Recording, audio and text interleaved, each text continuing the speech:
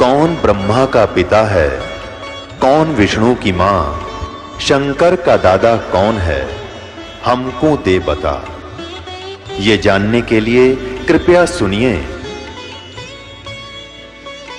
जगत गुरु तत्वदर्शी संत रामपाल जी महाराज के अमृत वचन सर्व पवित्र धर्मों के पवित्र शास्त्रों के आधार पर।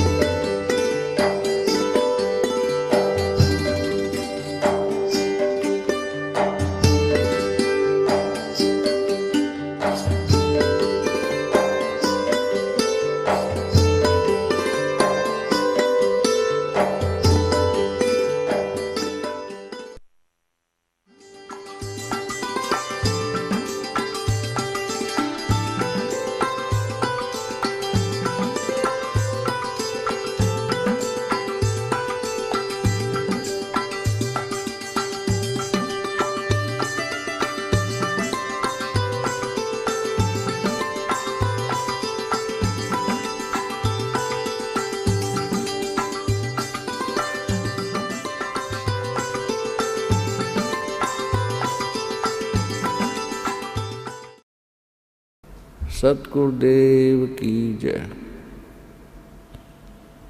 बंदी छोड़ कबीर परमेश्वर जी की जय। बंदी छोड़ गरीबदास जी महाराज जी की जय। स्वामी रामदेवानंद जी गुरु महाराज जी की जय हो।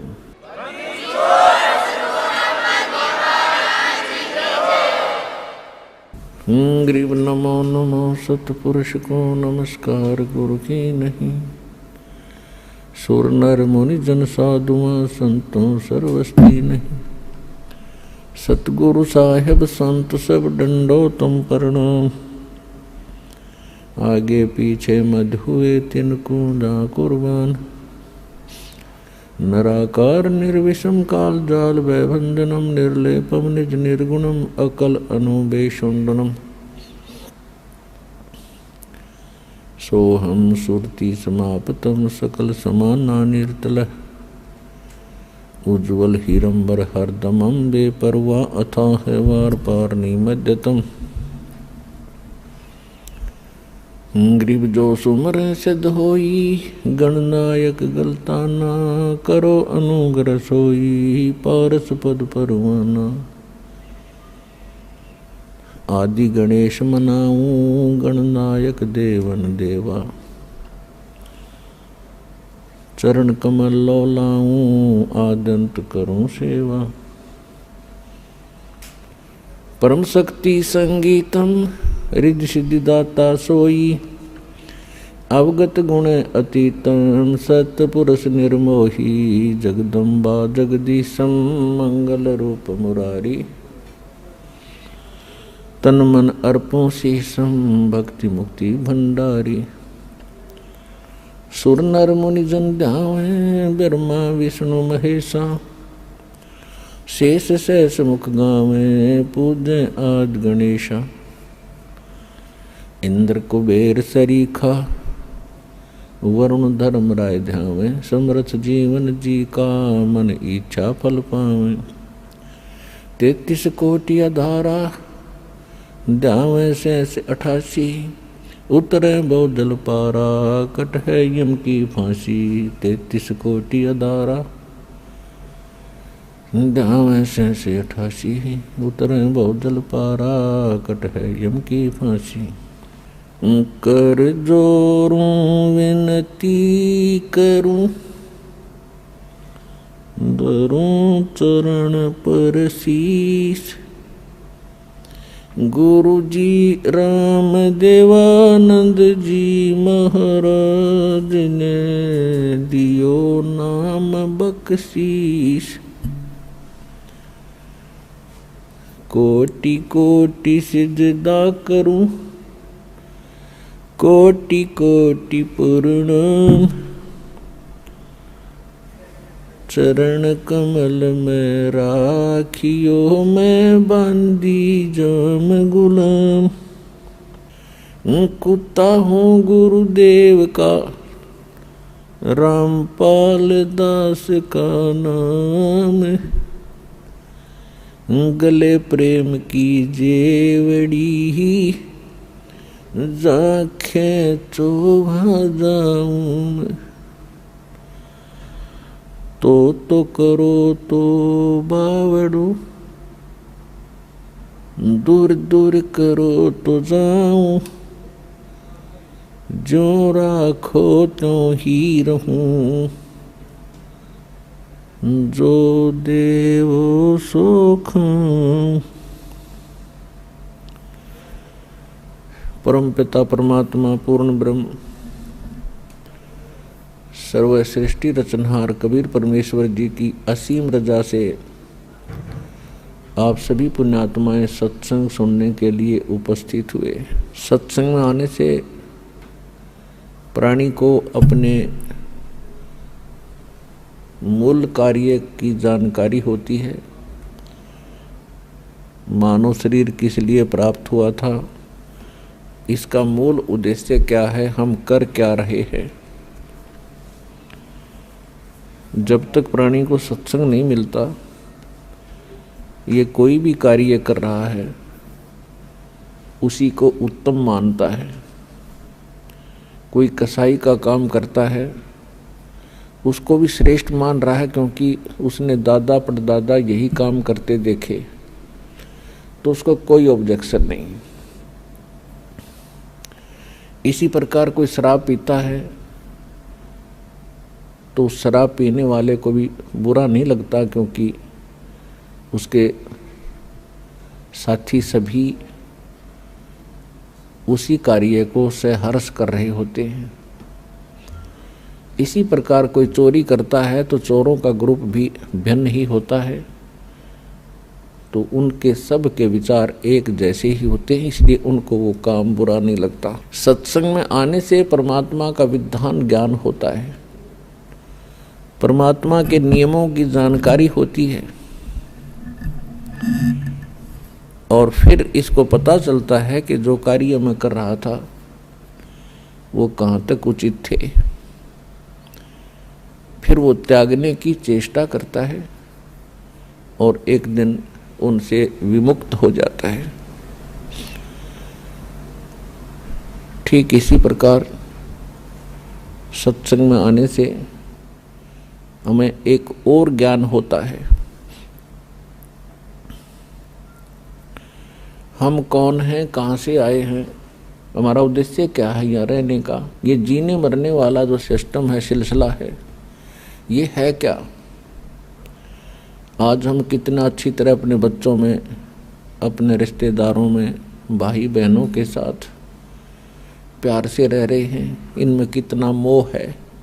इन्हीं के लिए दिन रात हम प्रयत्न करते रहते हैं, सारा दिन कमाते हैं, रात को भी नहीं सो पाते हैं और टाइम भी करते हैं, और फिर पता नहीं हम रहें या ना रहें, हमारे साथ जो बच्चे भाई बहन माता पिता हैं उनका कितने दिन का संयोग हमारे साथ है, वो कभी भी जा सकते हैं।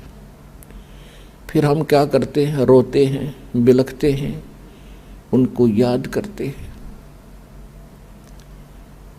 तो ये बहुत बुरी बात है। हम कितना अच्छी तरह यहाँ रह रहे हैं, फिर मृत्यु होती है, कितना घिनौना कर्म है ये। और फिर भी हम इससे मुक्ति का प्रयत्न नहीं करते, तो हम पत्थर हैं, इंसान नहीं है। अभी तक तो हमें पता ही नहीं चला था कि इसका कोई विकल्प है, इसका एंड भी है। अब परमात्मा ने अपना विधान स्वयं आकर बता दिया। जिसको सूक्ष्म वेद कहते हैं, जिसको तत्व ज्ञान कहते हैं, वो परमात्मा ही बता सकता है। उस परमेश्वर ने स्वयं आकर बता दिया है कि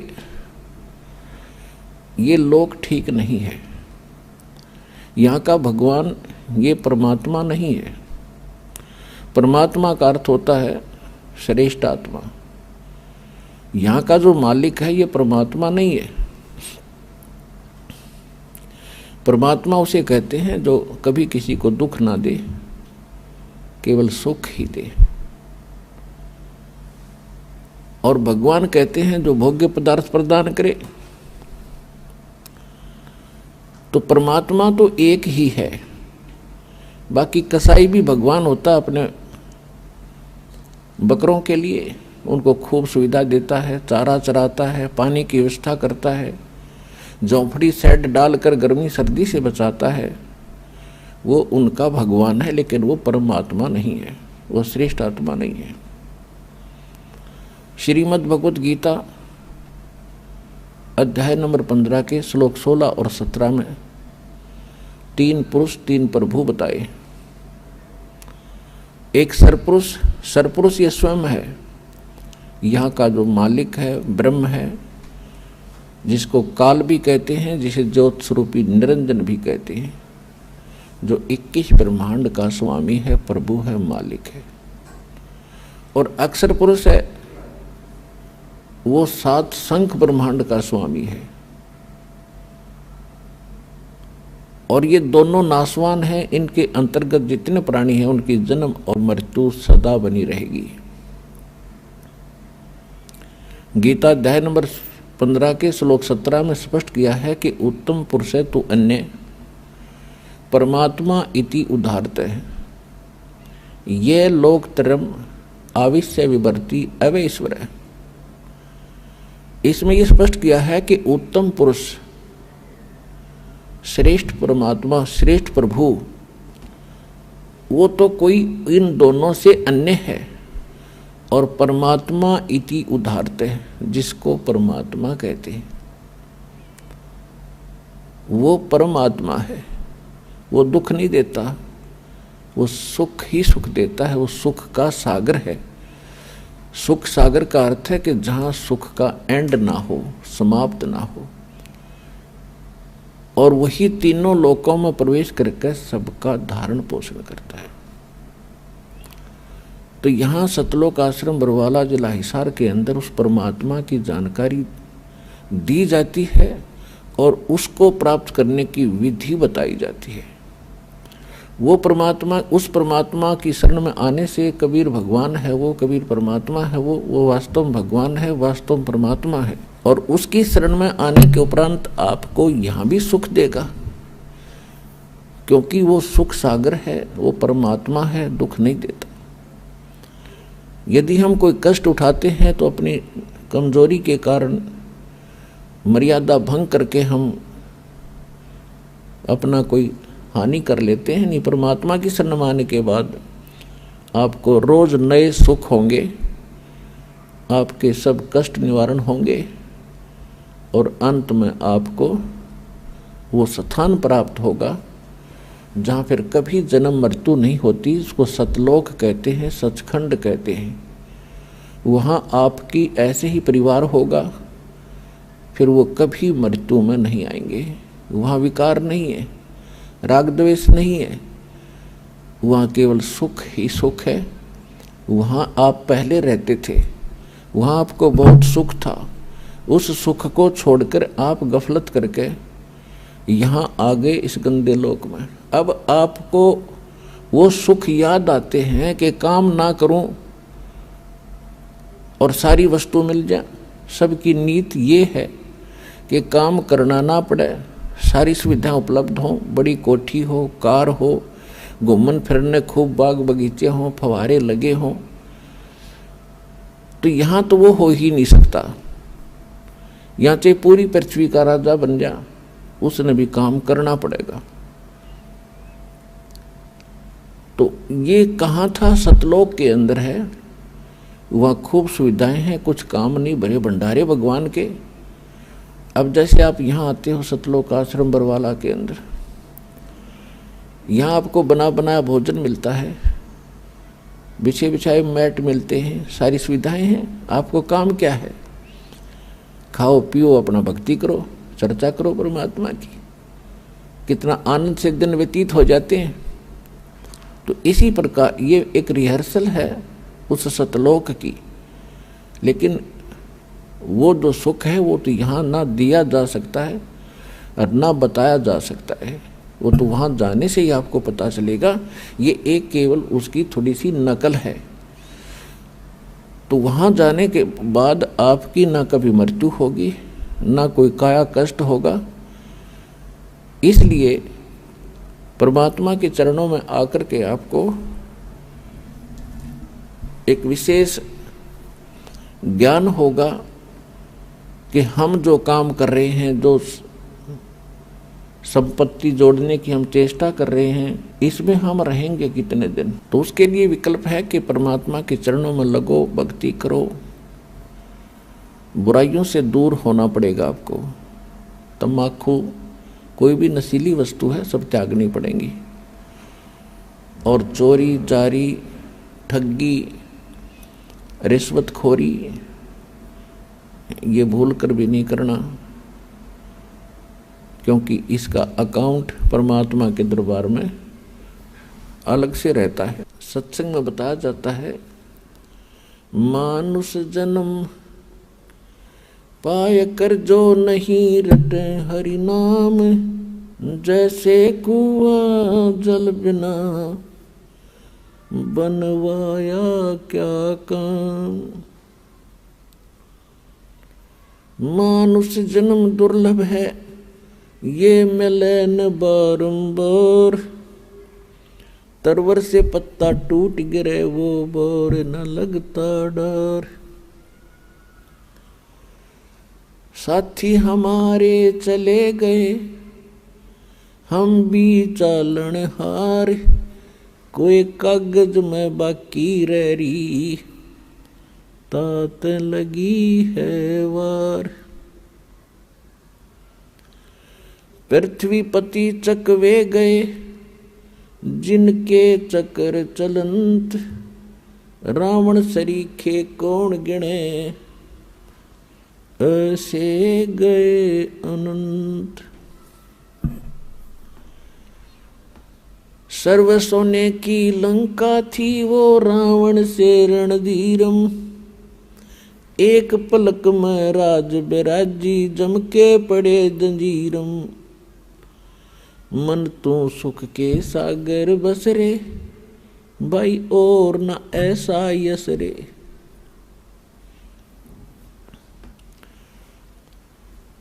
तो याद दिला जाता है कि बोले मानो, ये मनुष्य जीवन ऐसे नहीं प्राप्त होता जैसा आपने सस्ता सा समझ रखा है।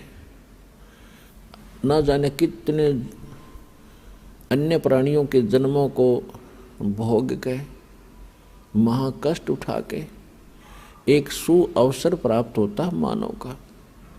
और मानव शरीर के अंदर हम क्या करते हैं, बस संतान हो जा भगवान, अच्छी कोठी बंगले हो जा, फिर इनका विवाह हो जावे और फिर इनका संतान हो जाए, फिर हम बेशक मर जावें, बस इतना ही काम था।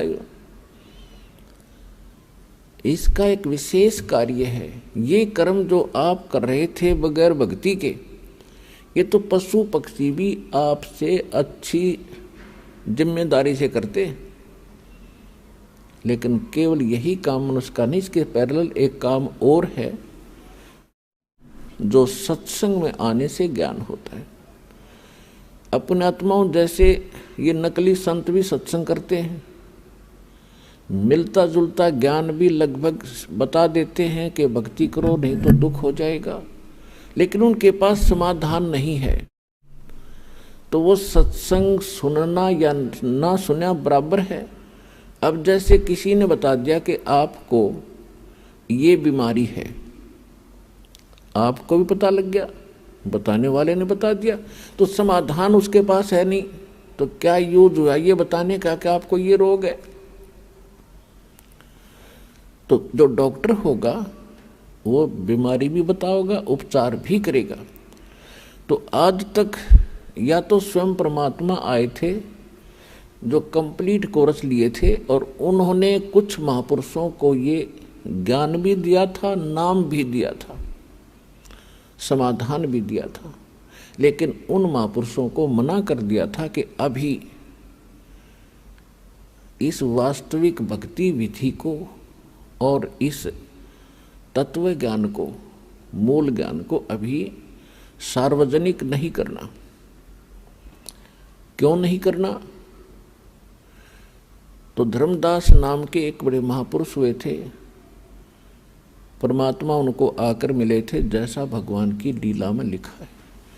तो धर्मदास जी ने पूछा था, प्रभु आपने मुझे सारी कहानी सुना दी, और परमात्मा वो स्थान दिखा दिया जहाँ से हम गिरे थे इसे गंदे लोक में।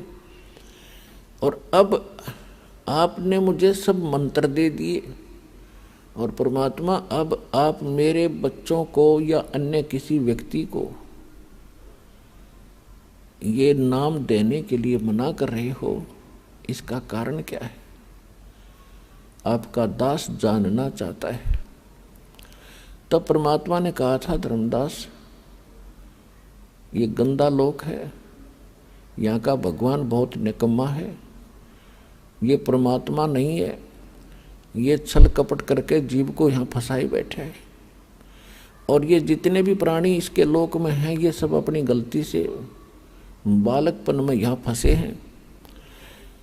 अब इनको इसने इतना मिसगाइड कर दिया है, इतना भ्रमित कर दिया है कि इनको समझाना मेरे लिए बड़ा दूभर हो गया है। और अब इसने ऐसा मोर्चा डांट दिया कि असली भगवान का तो नामो निशान मिटा दिया। और बाकी सारी चीज़ को कैसी पूजा करता है, बड़ी खुशी से करता रहो, कोई प्रॉब्लम नहीं। कहीं तीर्थ पर जाओ, कोई व्रत रखो, कोई मंदिर पूजो, मस्जिद पूजो, गुरुद्वारा पूजो, चर्च में जाओ, या कहीं 4 ईंट लगा के वह मत्था टेकते रहो, या कोई घोर तप कर लो। वो साधना इसने समाप्त कर दी जिससे मोक्ष होगा। और इस काल भगवान ने अपने दूत भेज रखे हैं ये संत बना के। ये मेरे बच्चे हैं सभी, ये संत भी मेरे बच्चे हैं, मेरी आत्मा है, और श्रोता भी मेरी आत्मा है। लेकिन अब ये इतने भ्रमित हो गए, काल के हाथों पड़ गए। अब यो इनको नाच नचा रहा है, इनकी पूंजी का नाश करवा रहा है।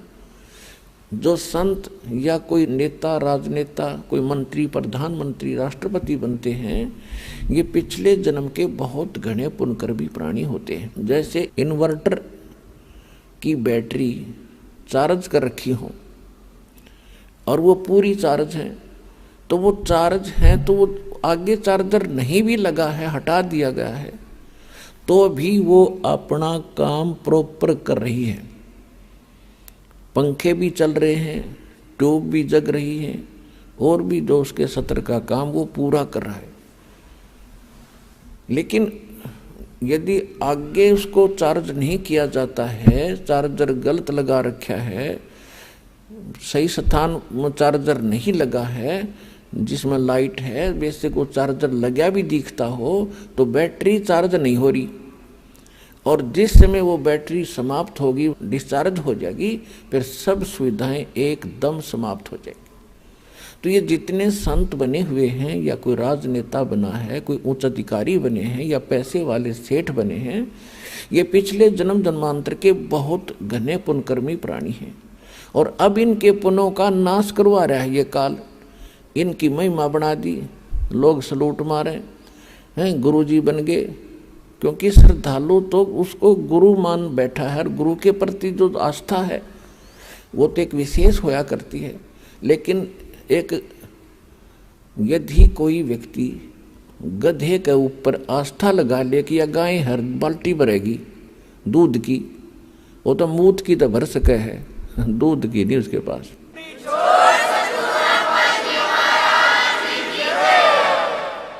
तो जितने भी ये नकली संत इस तत्व ज्ञान से परिचित नहीं हैं, इनको सभी संत मान करके इस आशा में बैठे हैं ये पार करेंगे। ये आप तो हो जाइए पार, थारी तो बात बहुत दूर की है।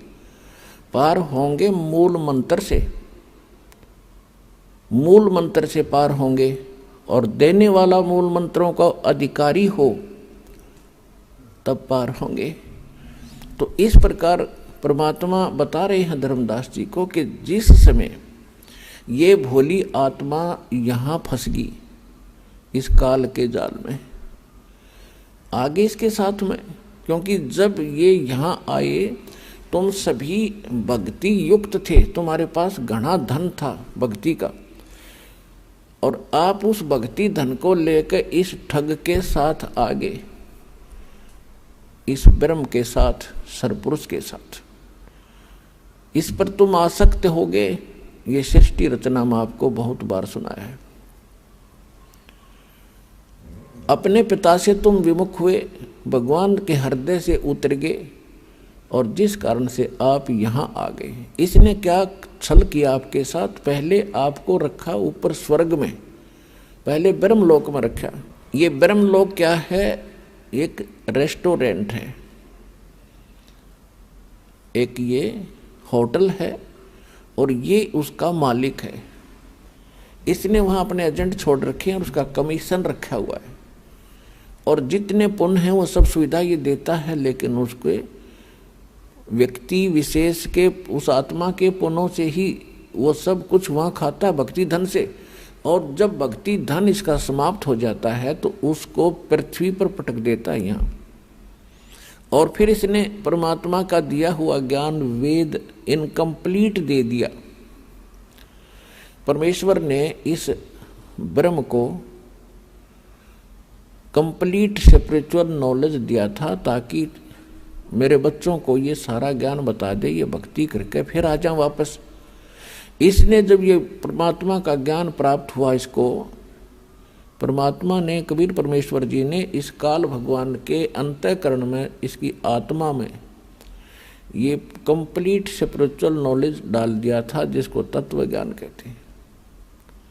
और समय आने पर ये जब बाहर आया, वो स्पिरिचुअल नॉलेज यानी वेद, कंप्लीट वेद, पूर्ण वेद, ये एक ही ज्ञान था। फिर इसने क्या किया कि उसमें से वो पोर्शन निकाल दिया जो परमात्मा की सीधी जानकारी थी, और वो मंत्र इसने नष्ट कर दिए। इसने केवल ये 4 वेद रख लिए, जिसमें महिमा तो परमात्मा की कंप्लीट है, लेकिन वे ऑफ वर्शिप, परमात्मा की पूजा का जो मार्ग है वो केवल ब्रह्म तक का है। ओम नाम का जाप लिखा है यजुर्वेद अध्याय नंबर 40 के मंत्र 15 में। वायु अनिलम अमृतम भस्मांतम शरीरम अथिदम भस्मांतम शरीरम ओम कर्तु समर किलबे समर और कर्तुम समर। ओम नाम का जाप काम करते करते सेवन करो, विशेष श्रद्धा के साथ सेवन करो, मनुष्य जीवन का मूल कर्तव्य जानकर इस नाम का जाप करो। फिर 40वें अध्याय के 17वें श्लोक में बताया गया है कि वो परमात्मा, जो पूर्ण परमात्मा, वो तो गुप्त है, उसकी जानकारी ये नहीं रखता, क्योंकि ये बताना नहीं चाहता। और ये वेद ज्ञान फिर ये बता रहा है कि मेरा ओम नाम है और इसकी भक्ति करो। यही ज्ञान चारों वेदों वाला निष्कर्ष श्रीमद् भगवत गीता के अंदर ज्ञान है। 8वें अध्याय के 13वें श्लोक में इसमें भी स्पष्ट किया है कि ओम इति एकाक्षरम ब्रह्म व्यवहारण माम अनुसमरण ये प्रयाति तजन देहम सयाति परमाम गतिम। मुझ ब्रह्म का केवल एक ओम मंत्र है, उच्चारण करके सिमरण करता हुआ जो शरीर छोड़कर जाता है, ओम से मिलने वाली जो गति है वो परम गति इससे हो जाएगी। वो क्या है? ओम नाम का जाप ब्रह्म का है, ब्रह्म के पुजारी ब्रह्मलोक में जाते हैं। 8वें अध्याय के 16वें श्लोक में स्पष्ट किया है कि ब्रह्मलोक में गए हुए प्राणी भी फिर जन्म मृत्यु में आते हैं। इसलिए गीता ज्ञानदाता ने 18वें अध्याय के 62वें श्लोक में कहा है कि अर्जुन तू सर्वभाव से उस परमेश्वर की शरण में जा, उसकी कृपा से तू परम शांति को और सनातन परम धाम को प्राप्त होगा। यजुर्वेद अध्याय नंबर 5 के मंत्र 32 में उसमें स्पष्ट किया है कि उसी कसी, मूल संस्कृत है, उसी कसी कबीर अंगारी असी बम्भारी असी शवर ज्योति रत धामासी।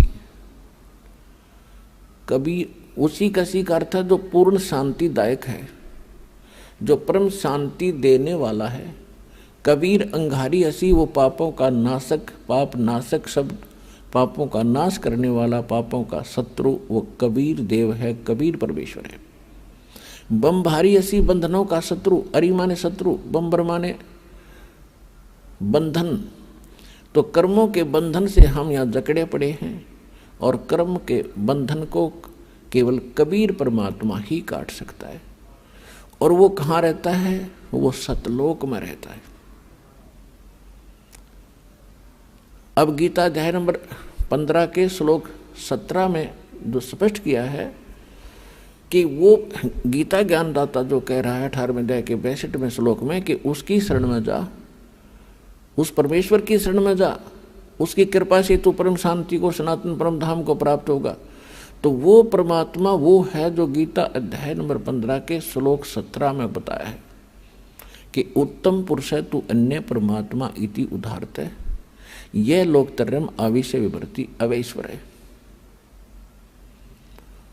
गीता अध्याय नंबर 7 के श्लोक 29 में गीता ज्ञानदाता कह रहा है अर्जुन को कि जो मेरे ज्ञान को आश्रय कर लेगा, वो क्या बताना चाहता है। चौथे अध्याय के गीता में 32 और 34 श्लोक का निष्कर्ष है कि परमात्मा स्वयं आकर के विस्तार के साथ यज्ञों यानी धार्मिक अनुष्ठानों की जानकारी स्वयं देते हैं और उसको तत्व ज्ञान कहते हैं। वो अपने मुख कमल से बोलते हैं।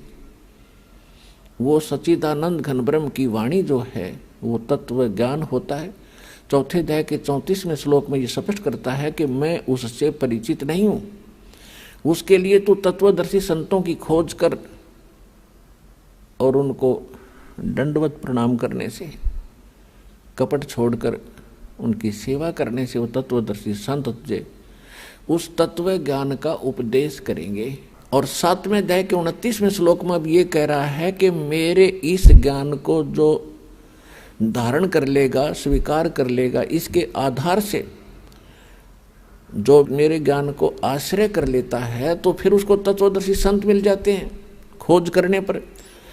तो वो व्यक्ति जरा और मरण से, जरामीन वृद्धावस्था का दुख और मरण माने मृत्यु के कष्ट से छूटने का ही प्रयत्न करते हैं। जिनको तत्व ज्ञान हो जाता है, तत्वदर्शी संत मिल जाते हैं, फिर उनकी आस्था इस गंदे लोक से हट जाती है। यहाँ की इच्छाओं से वो मन हटा लेता है और वो फिर क्या करता है, वो जरा और मरण से छूटने के लिए ही प्रयत्न करते हैं। तो वो क्यों करते हैं? क्योंकि वे संपूर्ण अध्यात्म से और सभी कर्मों से और उस तत्व ब्रह्म से परिचित हो जाते हैं। तत्व ब्रह्म, ब्रह्म माने भगवान, लेकिन ये जो ब्रह्म है यहाँ का ये सर्व ब्रह्म है, सर्व पुरुष है और वो परम अक्षर ब्रह्म है, वो अविनाशी परमात्मा है। तो अर्जुन ने गीता अध्याय नंबर 1 में प्रश्न किया, 8वें अध्याय के 1 में प्रश्न किया मंत्र में कि किम तत्ब्रह्म और किम अध्यात्म किम कर्म पुरुषोत्तम। वो तत्ब्रह्म क्या है भाई, जिसको जानने के बाद व्यक्ति यहाँ की कोई इच्छा नहीं रखता और केवल जरा और मरण से छूटने का ही प्रयत्न करता है। वो किम तत्ब्रह्म, वो तत्ब्रह्म क्या है और क्या कर्म है और अध्यात्म किसे कहते हैं। गीता ज्ञानदाता ने 8वें अध्याय के 3 श्लोक में कहा कि वो परम अक्षर ब्रह्म है। वो परम अक्षर ब्रह्म है, ये स्वयं ब्रह्म है और वो परम अक्षर ब्रह्म है, उसको सच्चिदानंद घन ब्रह्म भी कहते हैं। तो इस प्रकार हमें ज्ञान हुआ कि और परमात्मा है जो हमें सुख देता है। तो धर्मदास जी को परमात्मा बता रहे हैं कि सबसे जब ये दुखी हुए, क्योंकि स्वर्ग में तो इनको मिलता जुलता सा सुख लगा सतलोक का, जब आप यहाँ आए तो सतलोक से जब नीचे आए तो ब्रह्मलोक में मिलता जुलता सा तुम्हें राहत मिल रही थी। और जब तुम्हारी पूंजी समाप्त होगी, तुम होगे कंगाल, तो पटक दिए पृथ्वी पर कि फिर धन जोड़ो और फिर आओ यहाँ पर, फिर तुम्हें कुछ समय सुख मिलेगा। अब ये स्वर्ग और ये महास्वर्ग जिसको ब्रह्मलोक कहते हैं उसको महास्वर्ग कहते हैं। ये तो ऐसे हैं जैसे रेस्टोरेंट होते हैं, जैसे हरियाणा, पंजाब, राजस्थान, उत्तर प्रदेश, मध्य प्रदेश आदि इन राज्यों में गर्मियों के मौसम में बहुत गर्मी पड़ती है और दो सेठ साहूकार, कुछ व्यक्ति जिनके पास घना धन हो जा, वो क्या करते हैं, जब इधर चले जाते हैं कुल्लू मनाली शिमला के अंदर गर्मियों का समय व्यतीत करने के लिए। वहाँ ठंडा क्षेत्र है, तो वहाँ क्या करते हैं, एक होटल में कमरा किराए पर लेते हैं, सारा उस होटल में ही खाना खाते हैं। तो वहाँ उनको जो पूंजी ले जाते हैं 50-60 हज़ार रुपये, तो वो उनकी पूंजी वहाँ खत्म हो रही है, वो सुख अवश्य प्राप्त कर रहे हैं। और जब उनकी वह धन समाप्त हो जाएगा, उनको फिर से कर्म क्षेत्र में आना पड़ता है। और अगले वर्ष हो सकता है इतनी पूंजी ना बचे कि हम होटल में जा सकें 2 महीने 3 महीने काटने के लिए, मई जून जुलाई के, तो फिर वहीं पड़ा रहना पड़ेगा उसको। तो ऐसे यहाँ के स्वर्ग महास्वर्ग बताए हैं। उसके लिए गीता ज्ञानदाता कहता है कि यदि तुम्हें कंप्लीट पीस चाहिए, संपूर्ण शांति चाहिए, तो उस परमेश्वर की शरण में जा। उसके लिए ऑप्शन छोड़ दिया कि मैं नहीं जानता, तत्वदर्शी संतों से पूछो। तो ये दास रामपाल दास है, वो तत्वदर्शी संत इस विश्व में।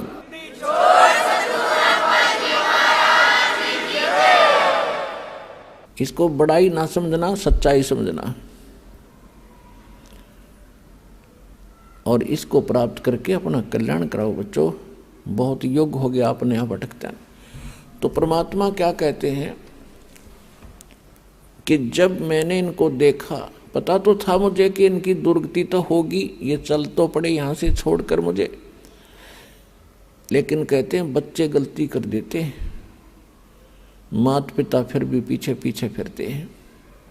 तो वो कबीर परमेश्वर जो है, ये हमारा वो मालिक है, परमात्मा है, जिसमें ये सर्व गुण है। तुमेव माता च पिता तुमेव बंधु च सखा तुमेव विद्या च द्रविणम तुमेव सर्व मम देव देव। ये वो परमात्मा है जो हमारा सच्चा माता पिता है, क्योंकि उत्पत्ति करता यही है, हमारी माता भी यही है, पालन करने वाला पिता भी यही है, एक सच्चा साथी बंधु मित्र भाई यही है। हमारा आज कितना अच्छा भाई हो, कितने अच्छे माता पिता और बहन हो, हम आज मृत्यु को प्राप्त हो जाते हैं तो हमें वो यहीं थोड़ा बहुत सारा दे सके। जब यहाँ से गए तो अकेले गए, तो वो परमात्मा यहाँ भी भाई है, यहाँ भी पिता है, और यहाँ से जाएंगे तो भी वो हमारा साथी है।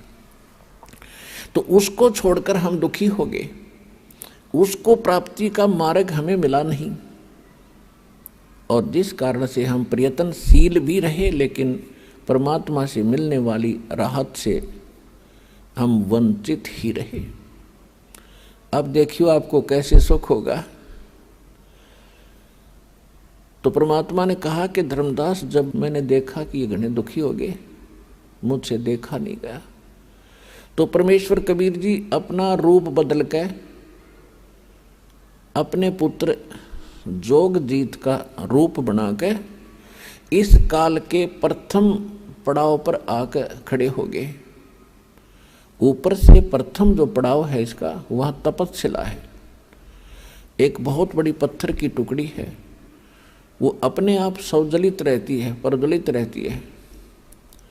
उसके ऊपर 1 लाख मानव शरीरधारी प्राणियों को ये काल भगवान उस पे भूनता है। ये शरीर यहाँ रह जाता है, इसके अंदर एक और शरीर है, एक और बॉडी है जिसको सूक्ष्म शरीर कहते हैं। जैसे बादाम के ऊपर एक छिलका होता है और गिरी खांड की अंदर होती है, ऐसे ही समझ लेना।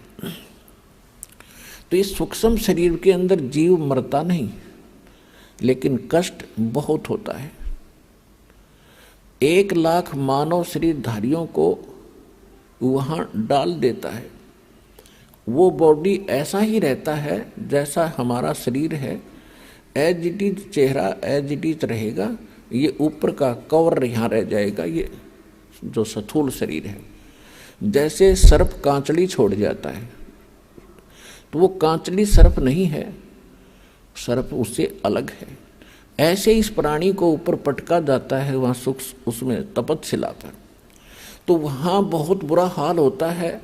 जैसे खील भुना करते हैं ऐसे चटक मटक प्राणी करते और उठ नहीं सकते, ऐसी सिद्धि से वहाँ कार्य किया जाता है। उनको भूनने का उद्देश्य क्या है कि आप सारे जीवन में जो भी खाते हो पीते हो, और आप एक और विशेष चीज़ देखो कि तम्बाकू, हुक्का, बीड़ी ये इस बॉडी के लिए हानिकारक है। और तकरीबन समाज, किसी भी समाज में देख लो, सब पीने लगे हुक्का, बीड़ी, तम्बाकू, शराब, मांस खाना, भुक्की पीना। ये क्यों पिलाता? ये पिलाता मन रूप में। ये काल सबके अंदर एक एलिमेंट रूप में रहता है, इसने छोड़ रखा एलिमेंट। जैसे परमात्मा का एलिमेंट तो आत्मा है और काल का एलिमेंट ये मन है, तो इसने सारी को बद्ध करवाणी जीवते। किस लिए? कि जितने ये बकवाद खावेगा पीवेगा उतना ही इसकी बॉडी में उसका अंश लिप्त होगा सूक्ष्म शरीर में। तो उसके बाद फिर वो जो का तो ऊपर जाकर जब उसको भूना जाता है, जिसने घना हुक्का पी रखा है, घनी शराब पी रखी है, वो देर तक वहाँ भूना जाता है कि उसमें अच्छा माल होता है इस काल का। तो वहाँ सबको इसलिए डाला जाता है कि जो सारे जीवन में इसने जो खाया पिया, कुछ तो बॉडी शरीर सुख स्थूल शरीर इससे ठीक रहा, शेष उसके अंदर जम जाता है और वो इतने गर्मी के बिना छूटता नहीं।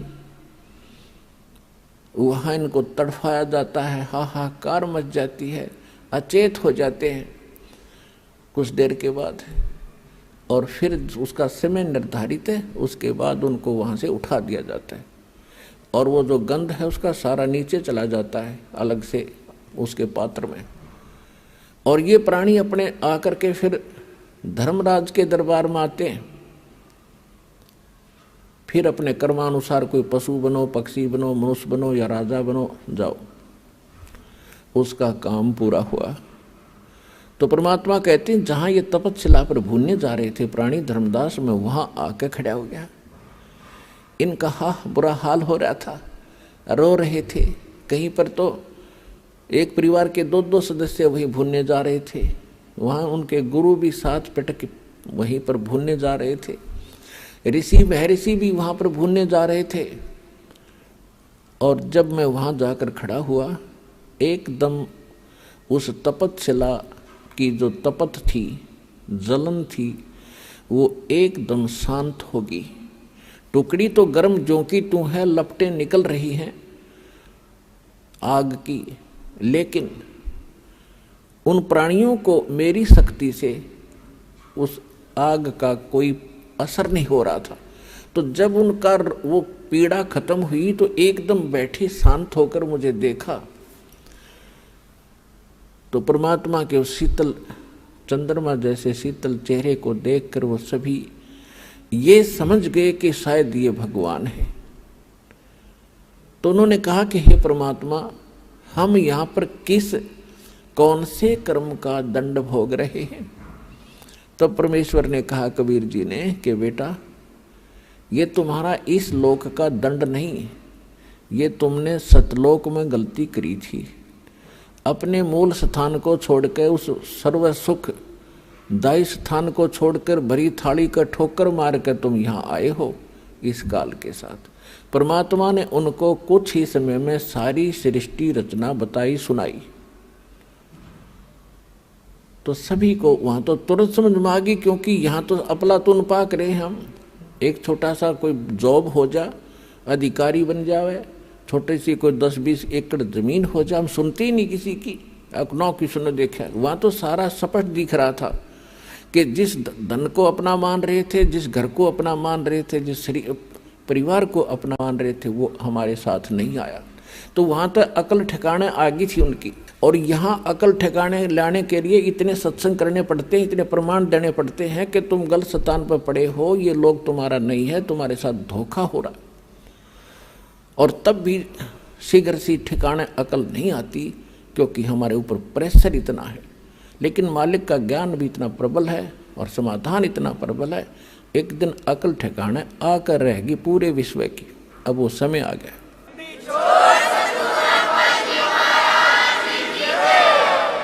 तो सभी ने करबद्ध होकर कहा, परमात्मा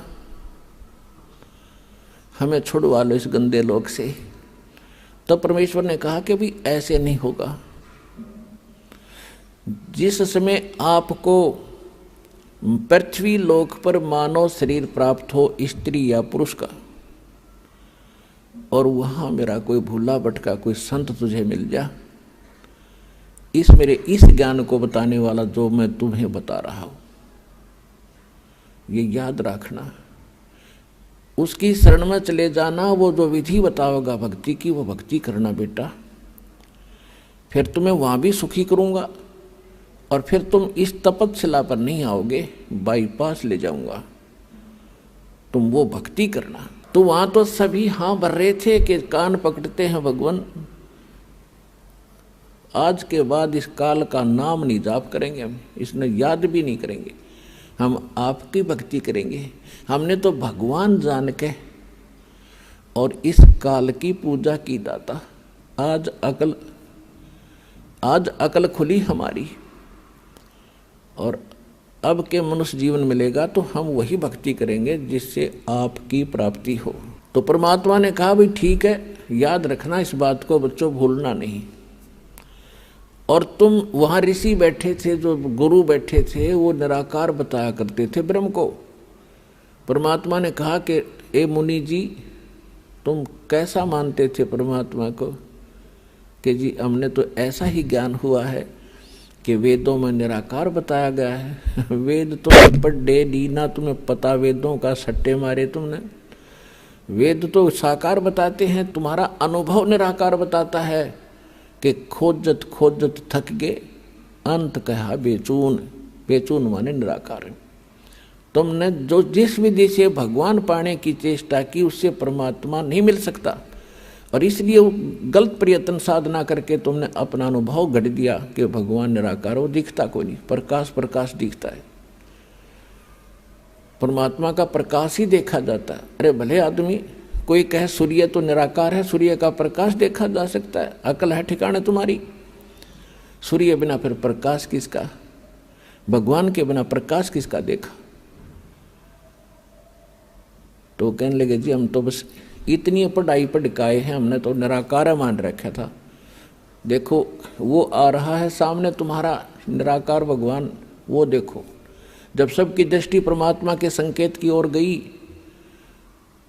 तो ओछा माथा, काला शरीर, विकराल चेहरा, ये उसका वास्तविक रूप है। और उस रूप को यदि आप यहाँ देख ले तो कलेजा फट जा। जिसको तुम खोजने के लिए ऋषि महर्षि हजारों वर्ष तक ब्रह्म न पावेंगे, ब्रह्म न पा लो, थारा कलेजा फट जा, उसने देख लो। तो सारी उल्टी साधना की तुमने, सब ज्ञान गलत ज्ञान स्वयं ग्रहण किया और सारी जनता को भ्रमित कर दिया। वो आ रहा तुम्हारा भगवान, और तुम्हारे से निकले इस गंध को खाएगा वो। और अब तुम जाओ यहां से। परमात्मा ने अपनी शक्ति से उनको वहां से उड़ा दिया। अब काल का भोजन का समय हो गया था, क्योंकि उसने भी निर्धारित समय फिक्स कर रखा है कि इतने समय में ये भुन बांध कर चले जाएंगे यहाँ से, केवल वो माल शेष रह जाएगा, उनसे निकला हुआ गंध, वो उसका माल है। वो खाने के लिए आया तो देखा सामने एक व्यक्ति खड़ा है। अब उसने निकट आकर देखा, क्या देखा कि तो मेरा बड़ा भाई खड़ा है, जोगजीत खड़ा है। अब काल, जब वहां काल ने गलती की थी सतलोक में, ये सृष्टि रचना में आपको सुनाया हुआ है, यहां केवल एक हिंट देकर आज सत्संग का विषय दूसरा रखना है। तो वहां सतलोक से जब इसको निकाला था 21 ब्रह्मांड समेत, तो परमात्मा इसी रूप में गए थे, जोगजीत रूप में।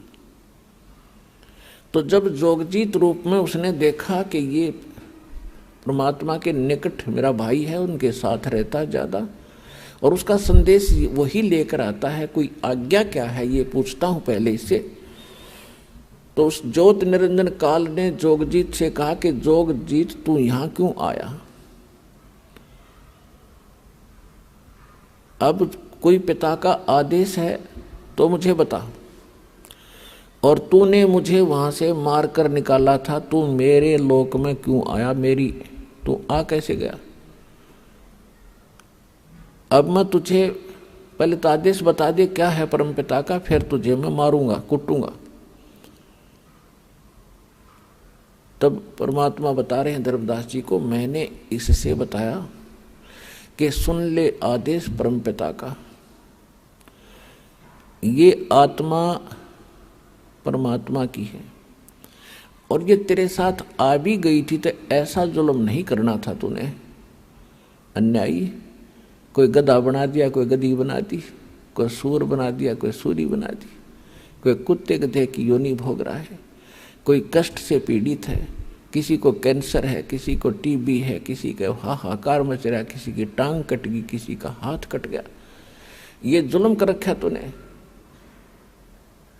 तेरे रहम नाम की चीज नहीं है। परमात्मा दुखी हुए इस बात से। तो वो कहता है कि मैं तो सत्य का राज करता हूं, जो जैसा कर्म करता है उसका वैसा ही फल देता हूं। भगवान का आदेश है मेरे को कि सत्य का राज करना, किसी अन्याय ना करना। परमात्मा बोले कि मुझे मालूम है तू जैसा सत्य का राज करता है। ये मन रूप में तू खुद विद्वान है, सारे उल्टे काम कराता है आत्मा से, और जब आत्मा सजा भोगती है तू भाग जाता है। कबीर साहब कहते हैं, मन के मते ना चालिए, मन है पक्का दूत, ले डूबे दरिया में फिर जावे हाथ से छूट। करवा के कुकर्म आत्मा दंड भोग रही है, कोई गलती करवा देता है, इसकी पिटाई हो रही है, मन एक तरफ बैठ जाता, आत्मा रो रही होती है। गधा बनवा के छोड़ देता है उल्टे काम करवा के। अब किसी को कहे भक्ति कर ले, मन को कहना आजा ताश खेल लाएंगे, छोड़ के तेरा भक्ति नहीं है। कोई कहे भाई भगवान का नाम, चलो सत्संग में ना टाइम नहीं है, अरवा बिछा के गली में बैठ जाएंगे ताश खेलने सारे दिन। इबका मार आन दे, इबका देखूंगा, सारा दिन धक्के खा के बकवास करे। तो ये मन करवाता है। और जब आत्मा जाग जाएगी, झांखे भी नहीं इन कर्मों को, तो आत्मा को यहाँ जगाया जाता है, इसका मूल ज्ञान बताया जाता है, ये कहाँ की रहने वाली है, वो स्थान याद कराया जाता है, ये सत्संग में याद कराया जाता है। तो सुन ले आदेश परमात्मा का। जोग जीत रूप में भगवान कह रहे हैं कि मैं नीचे जाऊंगा, सभी तेरे ब्रह्मांड सभी लोक में जाऊंगा, नीचे के स्वर्ग लोकों में, ब्रह्मा विष्णु महेश की नगरी में, और पृथ्वी लोक पाताल लोक पर जाऊंगा। सब जीवों को बताऊंगा कि ये भगवान नहीं है जिसको तुम परमात्मा मान बैठे हो, ये वो परमात्मा नहीं है। और वो ज्ञान बताऊंगा, उस भगवान के चिन्ह बताऊंगा जिसका तूने नामो निशान मिटा दिया। मैं इसलिए आया हूँ, आदेश है परमात्मा का। नीचे जाऊंगा, तेरी पोल खोलूंगा, तेरा भांडा फोड़ूंगा कि तू काल है, तेने जुल्म कर रखा है, इनके साथ सारी उल्ट साधना करवा के इनकी दुर्गति कर दी है। और ऐसा मंत्र दूंगा उनको कि वो जाप करके सीधे सतलोक आ जाएंगे, तेरे झंझट से छूटेंगे। तब कहते हैं ये सुनकर काल इतना भयंकर हो गया धर्मदास कि मुझे मारने के लिए चढ़ा कि तेरे को अभी खत्म कर दूंगा, तो मेरी खेती उजाड़ेगा, मेरा बाग उजाड़ेगा। क्योंकि उसने तो हम इसलिए पैदा कर रखे हैं जैसे कसाई बकरे पालता है। पुण्यात्माओं, ये कोई डूम बाट के गीत नहीं है, रामपाल की दंत कथा नहीं है, ये गॉड गिवन स्टोरी है और रियल स्टोरी है।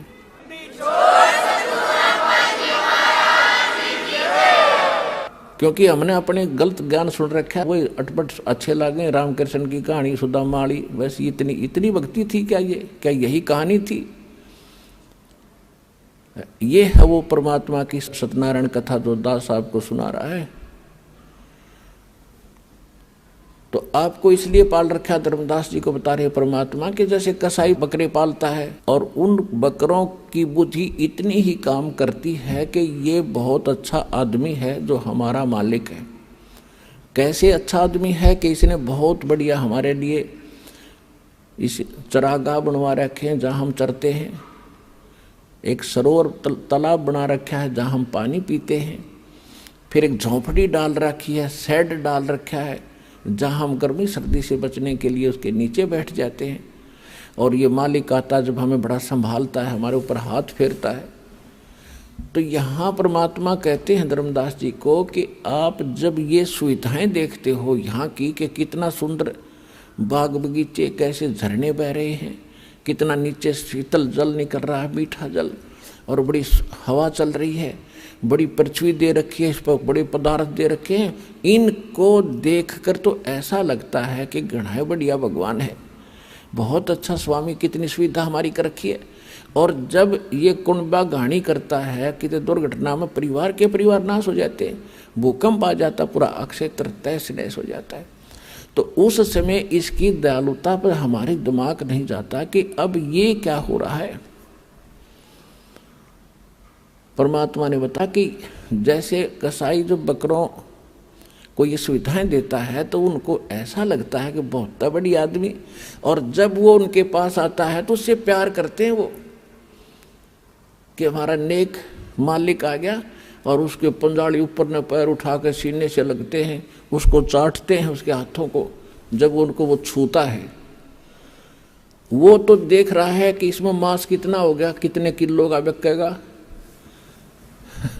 और वो बकरा चाटता है प्यार में कि मेरा मालिक मालिक बहुत बढ़िया है। और जब भी उसको आवश्यकता होती है, एक डंडा लेकर निकाल लेता कि चाहे बेटा मरो चाहे बेटी कटो, माँ कटो चाहे भाई और बहन कटो, वो ना देखता किसी ने। तो ये स्थिति समझ लेना धर्मदास, इस काल कसाई में जहाँ आप रह रहे हो, इस गंदे लोग पे। लेकिन आपको कोई ये ज्ञान बताने वाला था नहीं, और परमात्मा बताने के लिए आए तो हम सुनने को तैयार नहीं थे, क्योंकि हमारे धर्म गुरुओं ने हमें मिसगाइड गढ़ा कर दिया कि कबीर जो है ये अशिक्षित है, ये क्या जाने धर्म ग्रंथों के बारे में, संस्कृत इसको आती नहीं।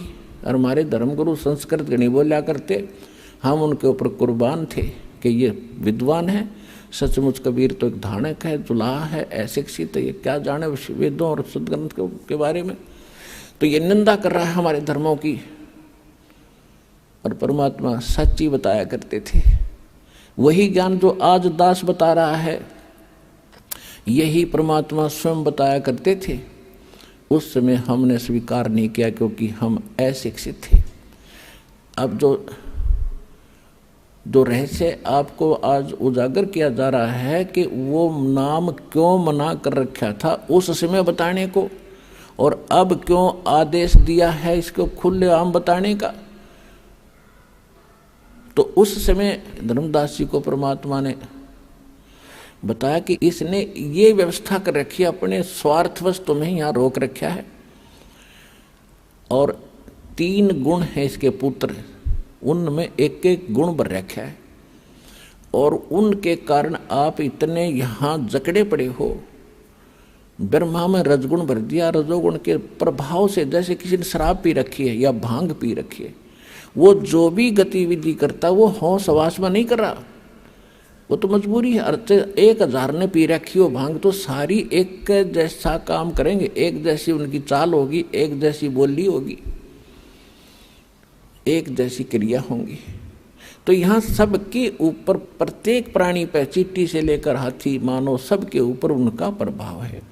तो उससे प्रभावित होकर सभी संतानों उत्पत्ति करते, ये विवश हो गए हैं। बस की बात नहीं प्राणी कहते, कितनी बात बनाओ, ऋषि महर्षियों की कथा सुना दें आपको, ये कि बड़े बड़े इन्होंने खूब कोशिश की हम इस विकार से बचें, वासना रहित हो जाएं। एक श्रृंगी ऋषि था और वो घर त्याग कर ऋषि परमात्मा पाने के लिए जंगल में चला गया। अब इनको ज्ञान तो था नहीं बेचारों को, लेकिन भगवान के लिए आत्मा भटक ही रही है। आप भी भटक रहे हो, कोई कहीं जा रहा था, कोई कहीं जा रहा था। यह आत्मा रुक नहीं सकती जब तक परमात्मा नहीं मिलेगा इसने। तो श्रृंगी ऋषि ब्राह्मण घर त्याग कर जंगल में बाल ब्रह्मचारी रहे, और ये पहले यही क्रिया करने की चेष्टा करते थे कि पहले हम निर्विकार हों तो तब भक्ति बनेगी। इनकी यह सोच थी। तो जिस साधना से वो निर्विकार होने की कोशिश कर रहे थे, वो साधना भी निर्विकार नहीं हो सकते।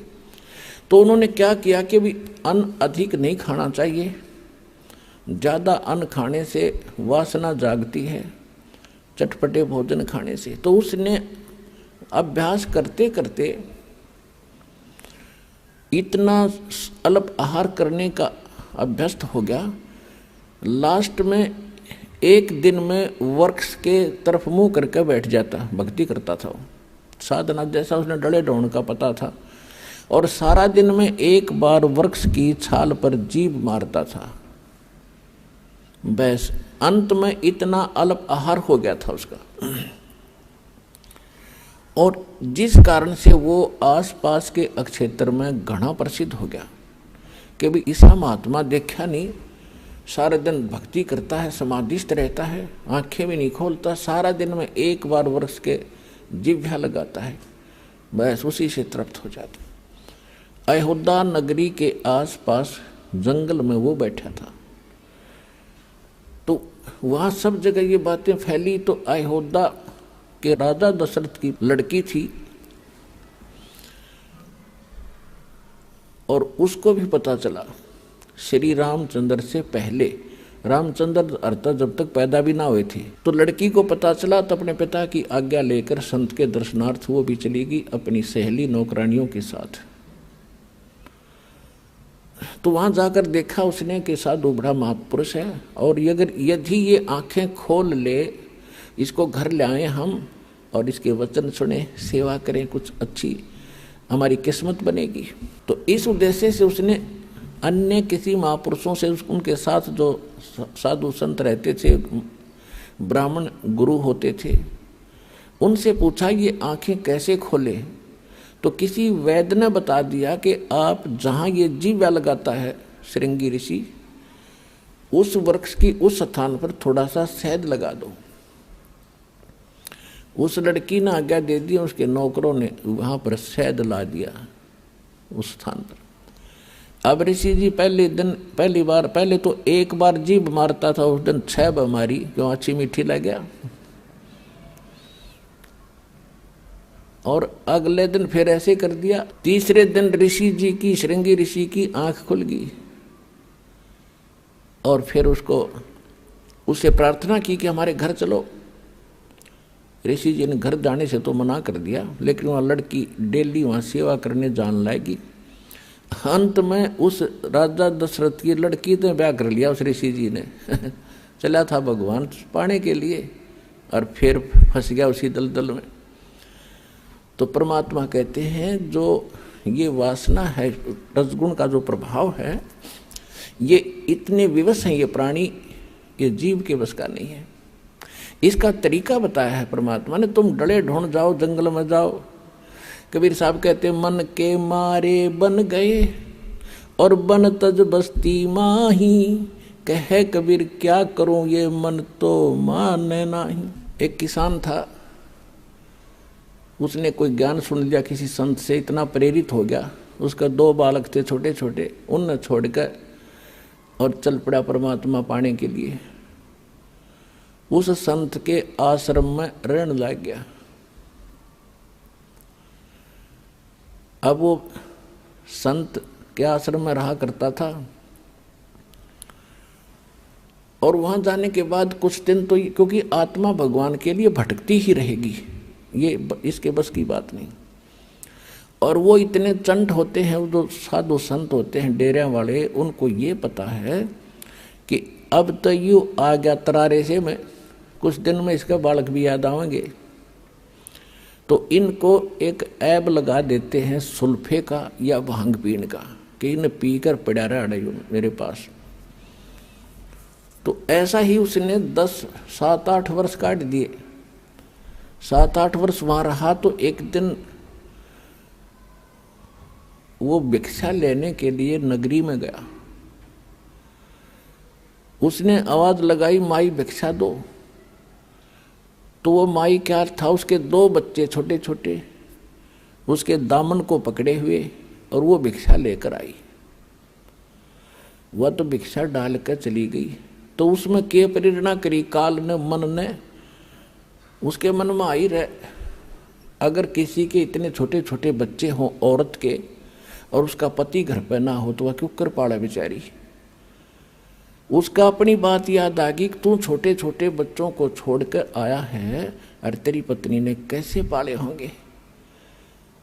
यह तो बहुत जुल्म कर दिया तने, तो बता कैसे पालेगी बेचारी वह। तो उसके मन में आया चल घर चलते हैं। अब वो घर की तरफ चल पड़ा पटक का जोड़ी ने। फिर उसके मन में आया छोड़ दे भाई, बात आई गई हुई, तू चाल उल्टाए। वापस चला, फिर आया रे देखा देख देखते लूं उसमें के बिजली पड़ा है, देख आऊंगा कैसे रह रहे हैं, मर गए एक जीव है। लास्ट में फाइनल फैसला कर लिया कि चल एक बार देख आता हूं। अब वो घर की जाने की वजह उसने सोचा खेतों में ही मैं कि पहचान मत आऊं नहीं किसी का, क्यों दाढ़ी बढ़ रही है, अदल पछाण सा हो गया, 8-10 वर्ष हो गए, तो खेतों में देख लूंगा। बच्चे ठीक ठाक होंगे तो वहां होंगे, खेतों में काम कर रहे होंगे वहां पर। तो वो बाबा जी खेतों खेतों चलने लगा। वहां पर उसका छोटा भाई और उस बाबा जी की पत्नी वहां खेतों में काम कर रहे थे। तो उसके छोटे भाई ने अपनी भाभी से कहा कि देखो मुझे तो ऐसा लगता जैसे मेरा भाई आ गया हो। वह कहने लगी तू हमेशा ऐसे मजाक करता रहता है, मेरे वो थोड़ा बहुत दुख बोलती हूँ तो फिर ताज़ा कर देता है, तू मत बार बार ये बातें मत कहा करे। नो बोला सच्ची कहूँ देख सामने चाल तो दिखा उससे कैसी। उसने भी देखा कहाँ चाल तो वाह दिखा है, पर वो तो कहाँ हुआ था, वो तो बाबा बन गया, कहाँ होगा यहाँ पर। फिर निकट से आया, जब उन्हें पक्का देख लिया कि वही हैरी दरिया रहा है तो वही होगा। तो वो कहने लगी फिर यूँ फिर चला जाएगा, जब आ गया तो फिर भी जाएगा। तो उसका भाई बोला तू थोड़ा सा सहयोग दे मुझे, इसने मैं रखूँगा यहाँ पर। वो कहने लगी बोल क्या करूँ, कि तुम्हारे खेत में जो शीशम है मैं इसने काटने लगूंगा और तू शोर मचा दिए। अगर मेरा धनी होता तो तू के काट लेता, मेरे खेत में 2-4 फुट अंदर है फिर भी तू अपनी कह रहा है। तो उसने ऐसा ही कर दिया ड्रामा। वो लेकर कुआड़िया लाग गया, शीशम ने धीरे धीरे किता किता मारने, और वह लागी शोर मचाने कि तने मैं सदाई लूटी हूँ, मेरा पति घर पर होता तो क्या तू आज ऐसा कर्म करता। देखो रे लोगों 10-5 फुट अंदर जगह मेरे खेत में हरनों का मेरी है, काटूंगा, मानता नहीं। और वो जुआर में बढ़ के नो देखा था, सुना था सारी बात बैठा बैठा। जुआर रोती देखी, जब लकड़का आया ने बोला रे एकली नहीं है, मैं भी आ गया हूँ।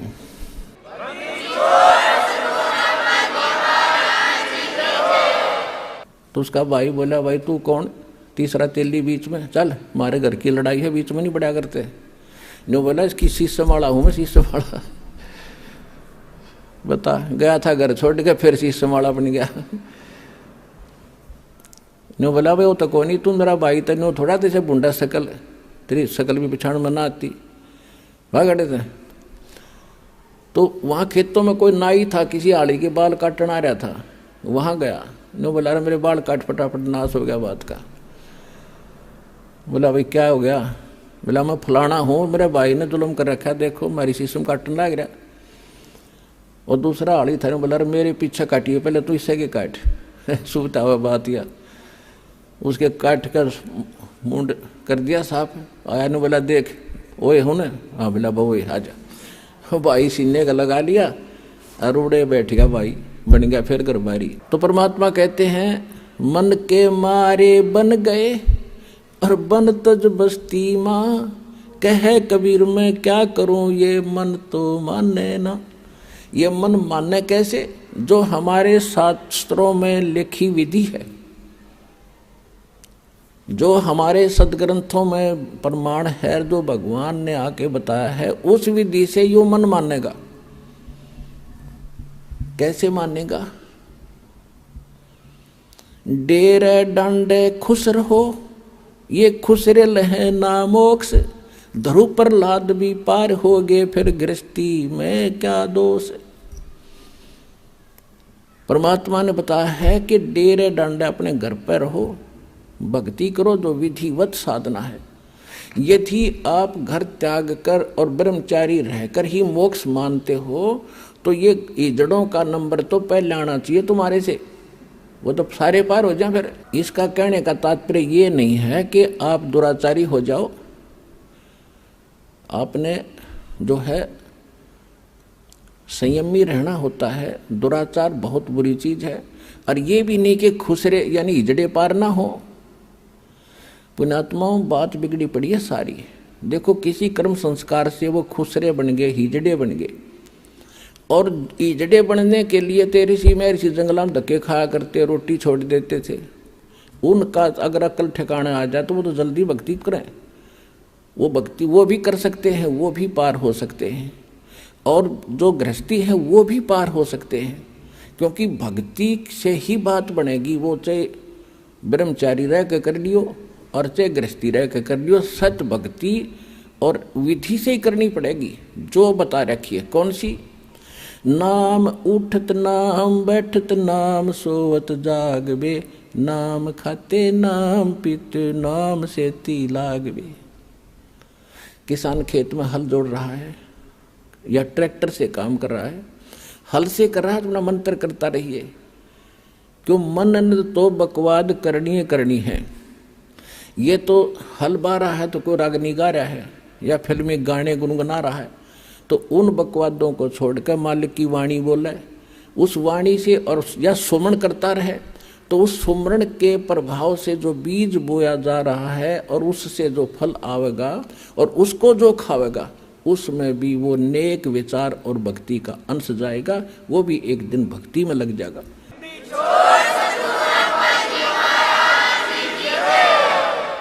ये इन विचारों का इतना प्रभाव पड़ता है।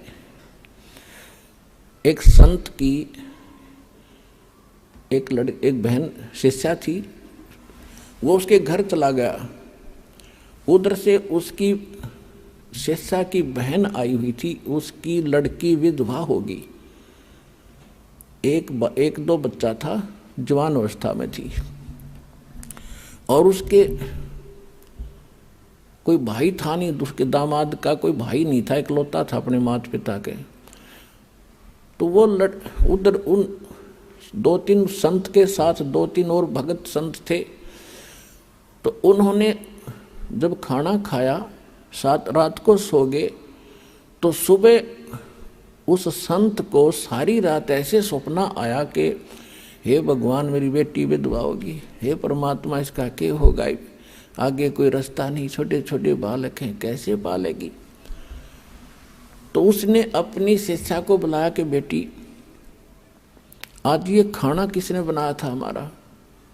उसने कहा कि मेरी बहन आई हुई है और उसने ये खाना बनाया था आपका। क्या उसकी कोई लड़की को हादसा हो गया? हाँ, कहा जी, बहुत बुंडी बन गई उसके साथ। तो अभी 2 बच्चे थे, वो लड़की विधवा होगी और बहुत चिंतित है ये। वो लड़की को बोला, उसको तो समझा बेटी, ये तो जो होना था हो गया, पर भक्ति कर नाम ले ले तो वह तो बहुत अलग शिक्षा दी। लेकिन कहने का भाव ये है कि वो खाना बनाने वाले के विचार उस भोजन में गए और उसको जाकर अफेक्ट किया उस ऋषि संत को। तो इसी प्रकार जो आज सारे वातावरण में रागनी, फिल्मी गाने, राजनीति की बातें या अटपट सुनते हो, अखबारों में पढ़ते हो, फिर दूसरों को सुनाते हो, ये सारे समाज में फैल गया। सबका वही स्वभाव बन गया। सुबह उठते आदमी चाह पीछा पीवा, पहले का अखबार लाओ, अखबार हम के पढ़ रहे, उड़ा 3 मर गए हैं, उसका न्यू हो गया, फलाना न्यू हो गया, वहाँ बलात्कार हो गए। ये पढ़ने की बातें। सुबह उठते मालिक की कथा सुने, परमात्मा के मंत्र जाप करें, परमात्मा की कथा सुने तो आत्मा का उद्धार हो। तो अब जैसे भक्त बताते हैं कि ट्रेनों में या बस में दूर देश से, दूर राज्य से बच्चे आते हैं भगवान के, तो सुबह सुबह या शाम के समय जब ट्रेन में होते हैं, कोई आरती कर रहा है, कोई मंत्र कर रहा है, कोई सुबह के नित्यनेम कर रहा है, कोई दोपहर की रमैणी लगाए बैठा मोबाइल में, एक वातावरण बदलता जा रहा है। तो पूरे विश्व पर इसका असर होगा। एक दिन सब नाम लेंगे, ये मालिक का वचन है। तो ऐसे प्रभाव पड़ेगा।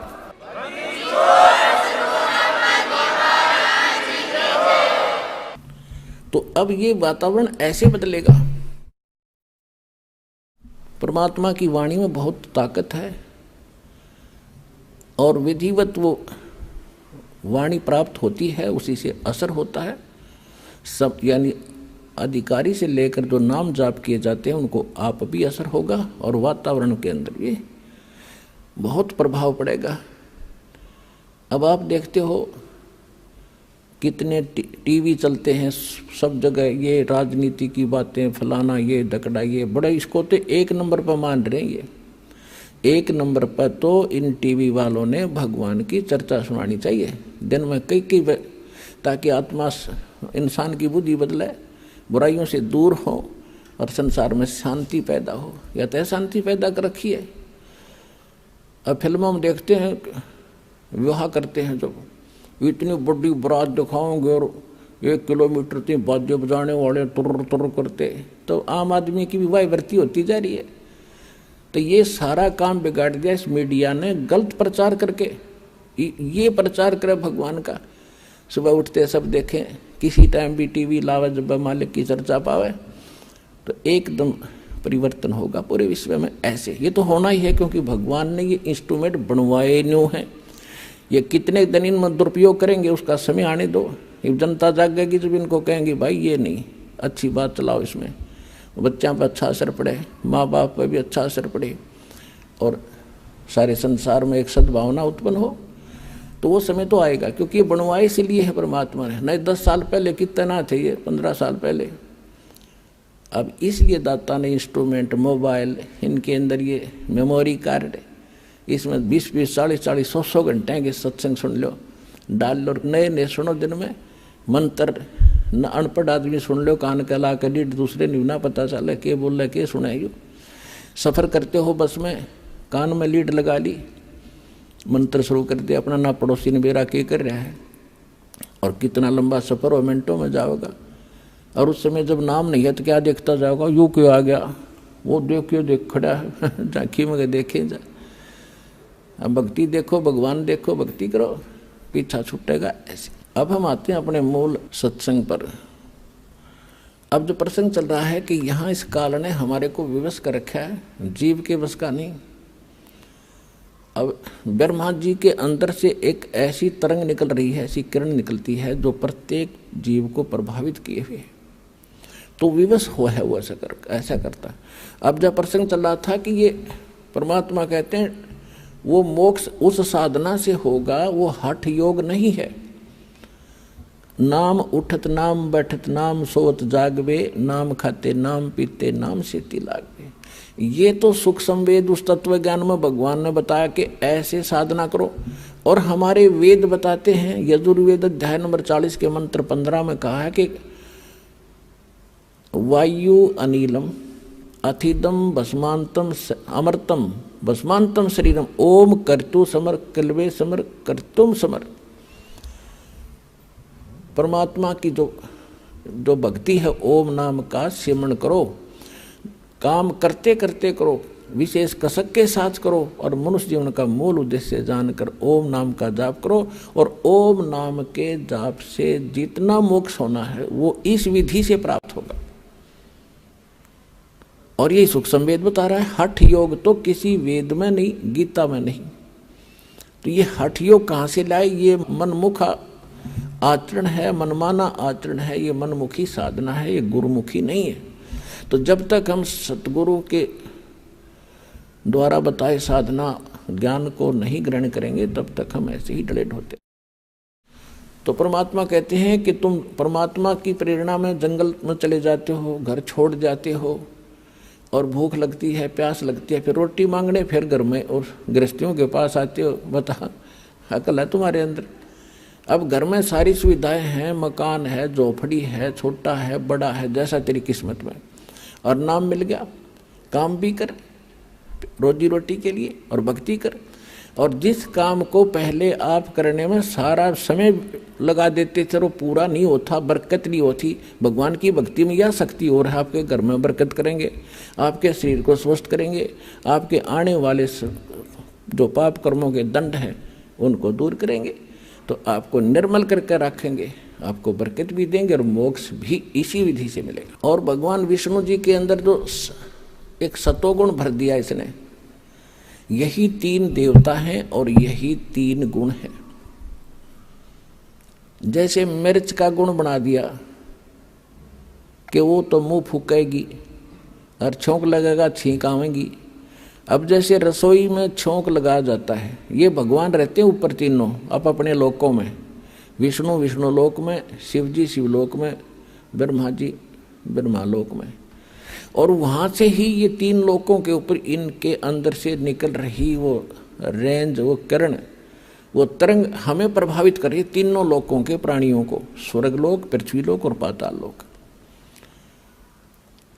अब जैसे रसोई में छोंक लगा रहे हैं मिर्चों का, और अलग कमरों में बैठे अन्य व्यक्तियों को भी छींकें आनी शुरू हो जाती हैं। मूल वस्तु, साकार वस्तु तो रसोई में, उसके निराकार उस तरंग ने जाकर वहाँ विचलित कर दिए, वो छींक उनके बस की नहीं रोक दें। तो इसी प्रकार इन तीनों भगवानों से निकल रहे तीनों गुणों का प्रभाव आपके ऊपर है। जीव के बस का नहीं कि आप इनसे बच सको। इसको बचने का तरीका है, इसकी एंटीबायोटिक बताई भगवान ने। वो क्या है कि डेरे डंडे खुश रहो और खुश रे लहे न मोक्ष। ध्रुव प्रहलाद भी जब उधर गए तो फिर गृहस्थी में क्या दोष। यानी आपको फिर भी क्लियर करते हैं कि गृहस्थी का तात्पर्य ये नहीं है कि भाई ब्याह करवाना गृहस्थी हो है। ब्रह्मचारी रहो या गृहस्थ में रहो, घर में रहो यानी करके खाओ, करो और भक्ति करो। कर्म सन्यासी नहीं होना चाहिए, कर्म योगी बने रहो। जैसे हमारे यहाँ भक्त रहते हैं जिन्होंने कईयों ने शादी नहीं करा रखी, तो वो कर्म योगी हैं, यहाँ कर्म सन्यासी नहीं है, वो भी गृहस्थी है समझ लो। यहाँ सबकी सेवा करते हैं, अपना भक्ति भी करते हैं और साथ में अपनी सेवा भी करते हैं। तो इसी प्रकार भक्ति इस मोक्ष होगा इस मंत्र से जो दास के पास है, और इस सिमरण से, चाहे वो गृहस्थी शादी शुदा करो और चाहे ब्रह्मचारी करो, दोनों का मोक्ष इसी से होगा। चाहे खुश रहे करो, इजड़े करो, वो भी मनुष्य है, वो भी पार होंगे। पर यह वृत्ति बदले, जब बात बने तो ज्ञान से सत्संग सुने तो सबको असर होगा। तो प्रसंग जो चल रहा है उस पर आते हैं। जो परमात्मा ने बताया काल को कि तूने ऐसा जुल्म कर दिया, हाहाकार मचा रखी, और मैं इनको जाकर ज्ञान बताऊंगा। तो एकदम भयंकर होकर मुझे मारने के लिए दौड़ा धर्मदास, परमात्मा बता रहे हैं। और मैंने श्वास का सिमरण कर दिया, सतनाम का सिमरण किया, और उस सिमरण के ताकत से वो इतना कंडम हो गया, ऐसी स्थिति होगी, ऐसा गिर गया पृथ्वी पर जैसे पक्षी की पांख कट जाया करें, वो उड़ नहीं सकता और पड़ा पड़ा फड़फड़ा रहा होता है। अपने आत्माओं परमात्मा उन्होंने तो कोई ज़रूरत नहीं थी सिमरण शमन करने की, वो तो मालिक है। लेकिन हमें ये सतर्क करना चाहते हैं कि जिस समय आपके ऊपर कोई भी आपत्ति किसी प्रकार की आ जाए, चाहे कोई आध्यात्मिक है या संसारिक है, उस समय आपको प्रथम मंत्र मिला है तो प्रथम मंत्र का सिमरण शुरू कर दिए, जाप करिए। द्वितीय मिला है तो द्वितीय का शुरू कर दीजिए। सारनाम मिला है तो वो सारनाम और सारा मिला करके जो बनाया गया है उसका जाप कीजिए। तो आपके ऊपर तुरंत उसका प्रभाव हट जाएगा। कोई भी किसी प्रकार का संकट आप पर आए, यदि आपकी मर्यादा सही होगी, आपका कनेक्शन पावर ठीक होगा, यानी काम नाम खंडित नहीं होगा, तो आप पर वो कोई प्रभाव नहीं डाल सकता। अब वो उस माध्यम से परमात्मा हमें सतर्क कर रहे हैं कि कभी तुम्हारे ऊपर ऐसी आ भी जाती है आपदा, तो तुरंत मालिक ने याद जरूर करी इस स्मरण के माध्यम से। फिर देखियो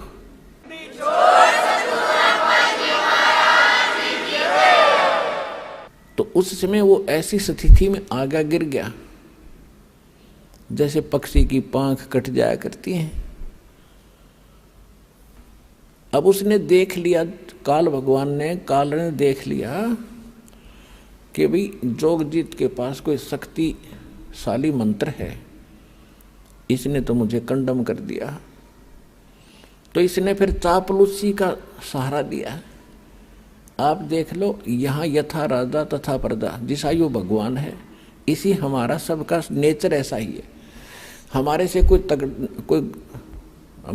कोई बोधा आदमी है, यानी कमज़ोर है, शारीरिक कमज़ोर है या वैसे व्यवस्था में कमज़ोर है, तो हम उसके सिर पर चढ़ जाएं।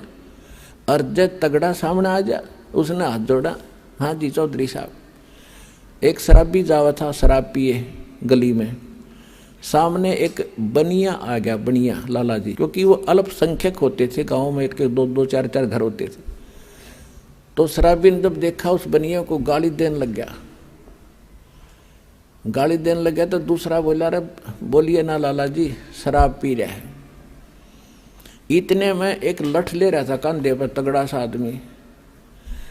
वो बोला, अरे क्या, कौन है, क्या कर रहा है? बोला, चौधरी साहब नमस्ते। तो लाला जी बोले, भाई तो 2 डाल की पी रहा है, ये तो 2 तरह की पी रहा है, शराब पी रहा था। मन ने गाल दे रही, ठाडा दिखा, इसने हाथ जोड़ा। यू तो यू काल तो 2 तरह की प्या रखी इसने हमारे थे, और खूब भी ये 2 तरह की पी रहा है। जब इसने नो देखा कि मैं इसने मारूंगा, जब ताकड़ पाड़ के गया, जब परमात्मा ने उसकी देही तोड़ दी, जब पड़ा पड़ा तड़फे और शायद से घिसड़ के और चरण पकड़ दिए धर्मदास मेरे आके, तुम्हारे भगवान 21 ब्रह्मांड के मालिक ने, ब्रह्मा विष्णु महेश के पिता ने।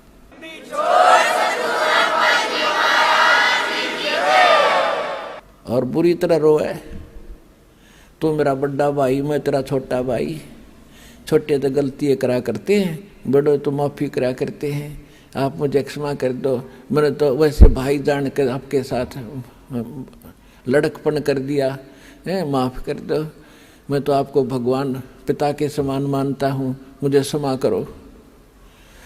जब बुरा हाल कर दिया, जब मैंने कहा ठीक है, फिर कहता है मुझे कुछ, आप नीचे जाओगे? कहाँ जाऊँगा भाई, मेरे को आदेश हो गया, मैंने जाना पड़ेगा, बस की बात नहीं। तो एक काम करियो, क्या कुछ मेरी कुछ डिमांड है या पूरी करियो पहले। परमात्मा बोले, बोल के क्या डिमांड है तेरी? इसने कहा कि नो नहीं, वचनबद्ध हो जाओ। परमात्मा बोले ठीक है, वचनबद्ध हो गया। मांग क्या मांगता कि 3 युगों में, सतयुग, त्रेता, द्वापर में, और जीव थोड़े ले जाना। यदि आप सारे जीव अभी ले जाओगे तो मैं भूखा मरूंगा, मैं क्या खाऊंगा, मुझे तो श्राप लगा हुआ है।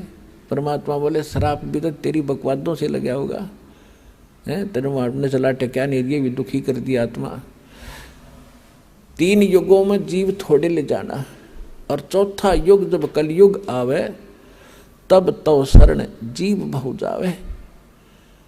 ऐसा वचन हर मोय दीजे, तब तुम गवन संसार ही कीजे। कि हे भगवान, हे परमात्मा, मुझे आप ऐसा वचन दो और फिर तुम नीचे जाना। क्या मांगा इसने? एक तो ये मांगा था कि 3 युगों में जीव थोड़े ले जाना, और चौथा युग जब कलयुग आवे उस समय कितने ही जीव ले जाना।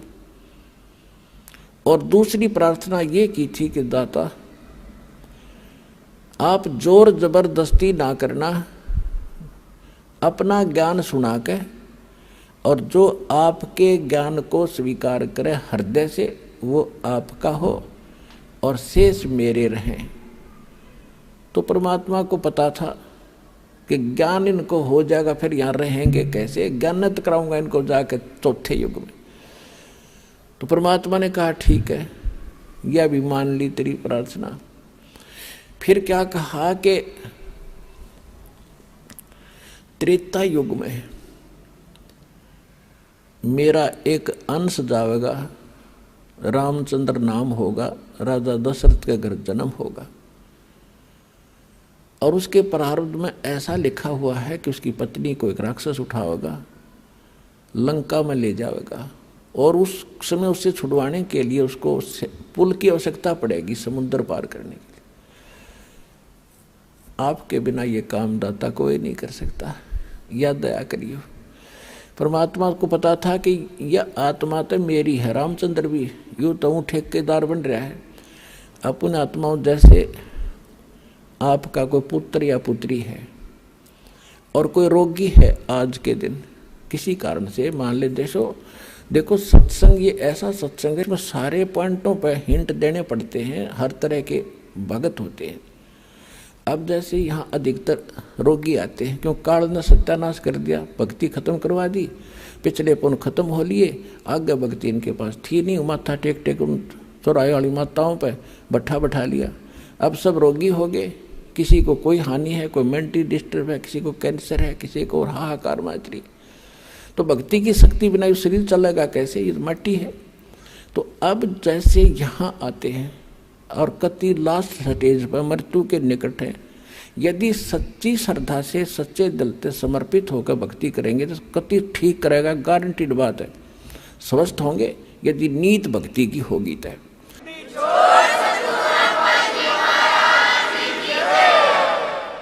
और दूसरी बात यह है कि कोई जैसे अब क्या करते हैं, कोई भक्त बता देता है कि वहाँ जाते ठीक हो जाते हैं, वो चल पड़ते हैं बेचारे, क्यों सब जगह थक लिए, वो सोच लेते एक ट्राई और कर लेते हैं।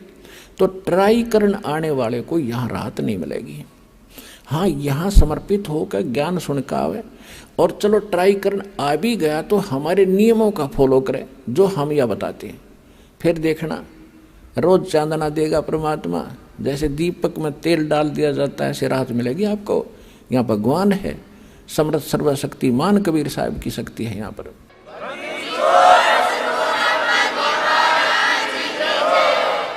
अब फिर भी किसी कारण से भी राहत ना मिल पाई, त्रुटि तो अपनी ही होगी, भगवान में तो है ही नहीं। सतगुरु के दरबार में भाई कमी कहे की ना, अनसा मौज नहीं पावता तेरी चूक चाकरी माँ। इस सच्चे दरबार में कबीर भगवान की डिक्शनरी में इम्पॉसिबल वर्ड नहीं है, असंभव शब्द नहीं है इस भगवान के दरबार में। यदि कोई आप नहीं राहत प्राप्त कर रहे हो तो आपकी चाकरी में दोष है, कमी है, त्रुटि है, आपकी कोई श्रद्धा भाव और सिमरन भक्ति में कोई दिक्कत है, उसको सुचारू करो, वो अवश्य मिलेगी। अब कहने का भाव ये है कि अब जैसे किसी का बाप बीमार है, 70 साल का हो गया और नाम ले लिया उसने, दुखी गणा था, दीक्षा ले ली, राहत तो मिलती है, लेकिन फिर भी किसी कारण से त्रुटि रह जाती है, कोई नियम खंडित कर देते हैं, आदत छूटती नहीं। काल ने तो यही तक नाश कर रखा है कि इनको सुख नहीं हो, दुख हो जितना हो, नाम ले जाते हैं। और बहुत से भक्त ऐसे आते हैं जी कति ठीक हो गया था और इसने बीड़ी पी ली, क्यों माड़ी राहत होगी, वो बकवाद फिर भागी और फिर वही स्थिति होगी। तो भाई ऐसे व्यक्ति को यहाँ कोई स्थान नहीं है। अब भगवान नहीं सुनेगा ऐसे व्यक्ति की, दोबारा नाम लो और फिर ठीक हो जाएगा, आगे नियमित रहना। इस कारण से वो कोई नाम खंडित करने से मृत्यु भी प्राप्त हो जाती है।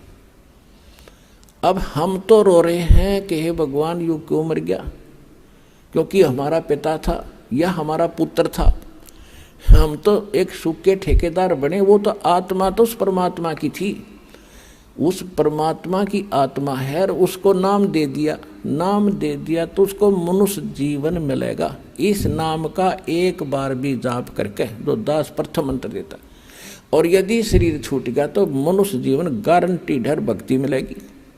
और इस अनमोल अमृत को बचा कैसे रखा था, छुपा क्यों रखा था, इसलिए रखा था कि ये जरूरत है इसकी। पहली बात तो स्वस्थ करेगा और इस सज्जन में मोक्ष करने की चेष्टा करेंगे परमात्मा। फिर भी क्योंकि घड़ा बिगड़ा हुआ काम है सारा, कोई न कोई त्रुटि हुए बिना रहती नहीं, किसी कारण से मृत्यु भी हो जाती है तो उसका तो भाग जाएंगे। दोनों हाथों में लाडू, सतलोक आसन बरवाड़ा में आपके। जब स्वस्थ हो गया तो भक्ति इस जीवन में करियो, और जब मृत्यु होगी किसी कारण से तो नेक्स्ट जीवन 10वें महीने आ लेगा अपनी माँ की गोदी में, यहीं पर नया कपड़ा पहन के।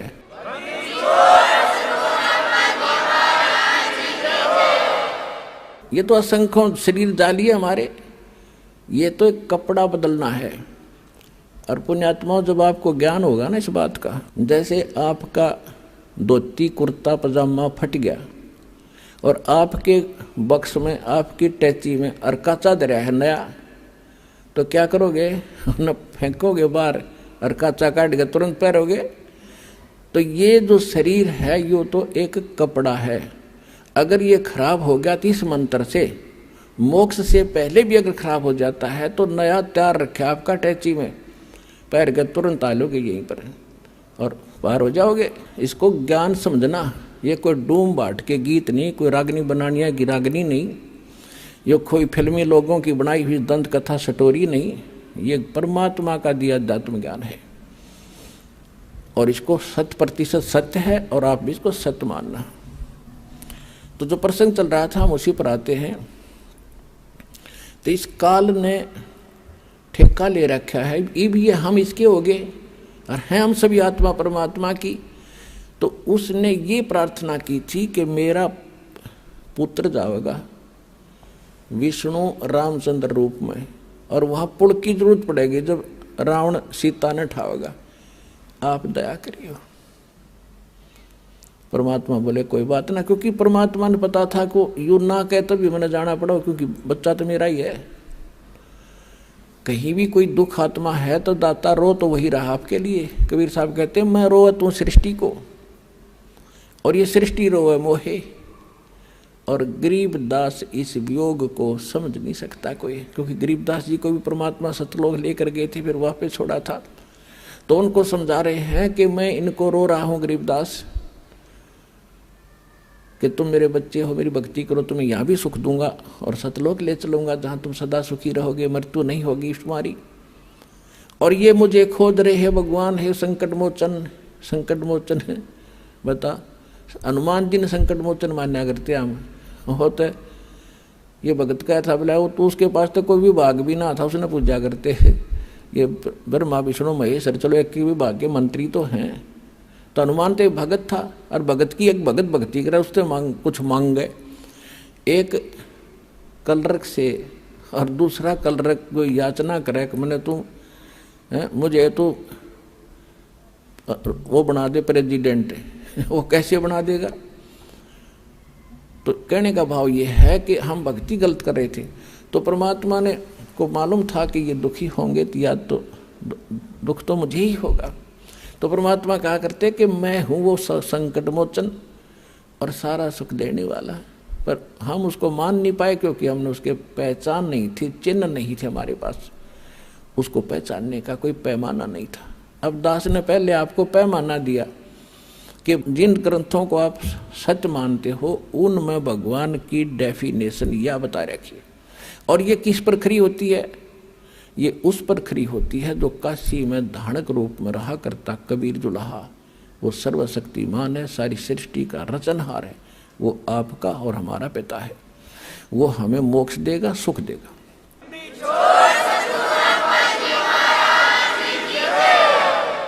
फिर क्या किया उसने, तीसरा प्रश्न ये किया कि परमात्मा द्वापर युग में मेरा पुत्र जाएगा वही, और उस समय कौन जाएगा,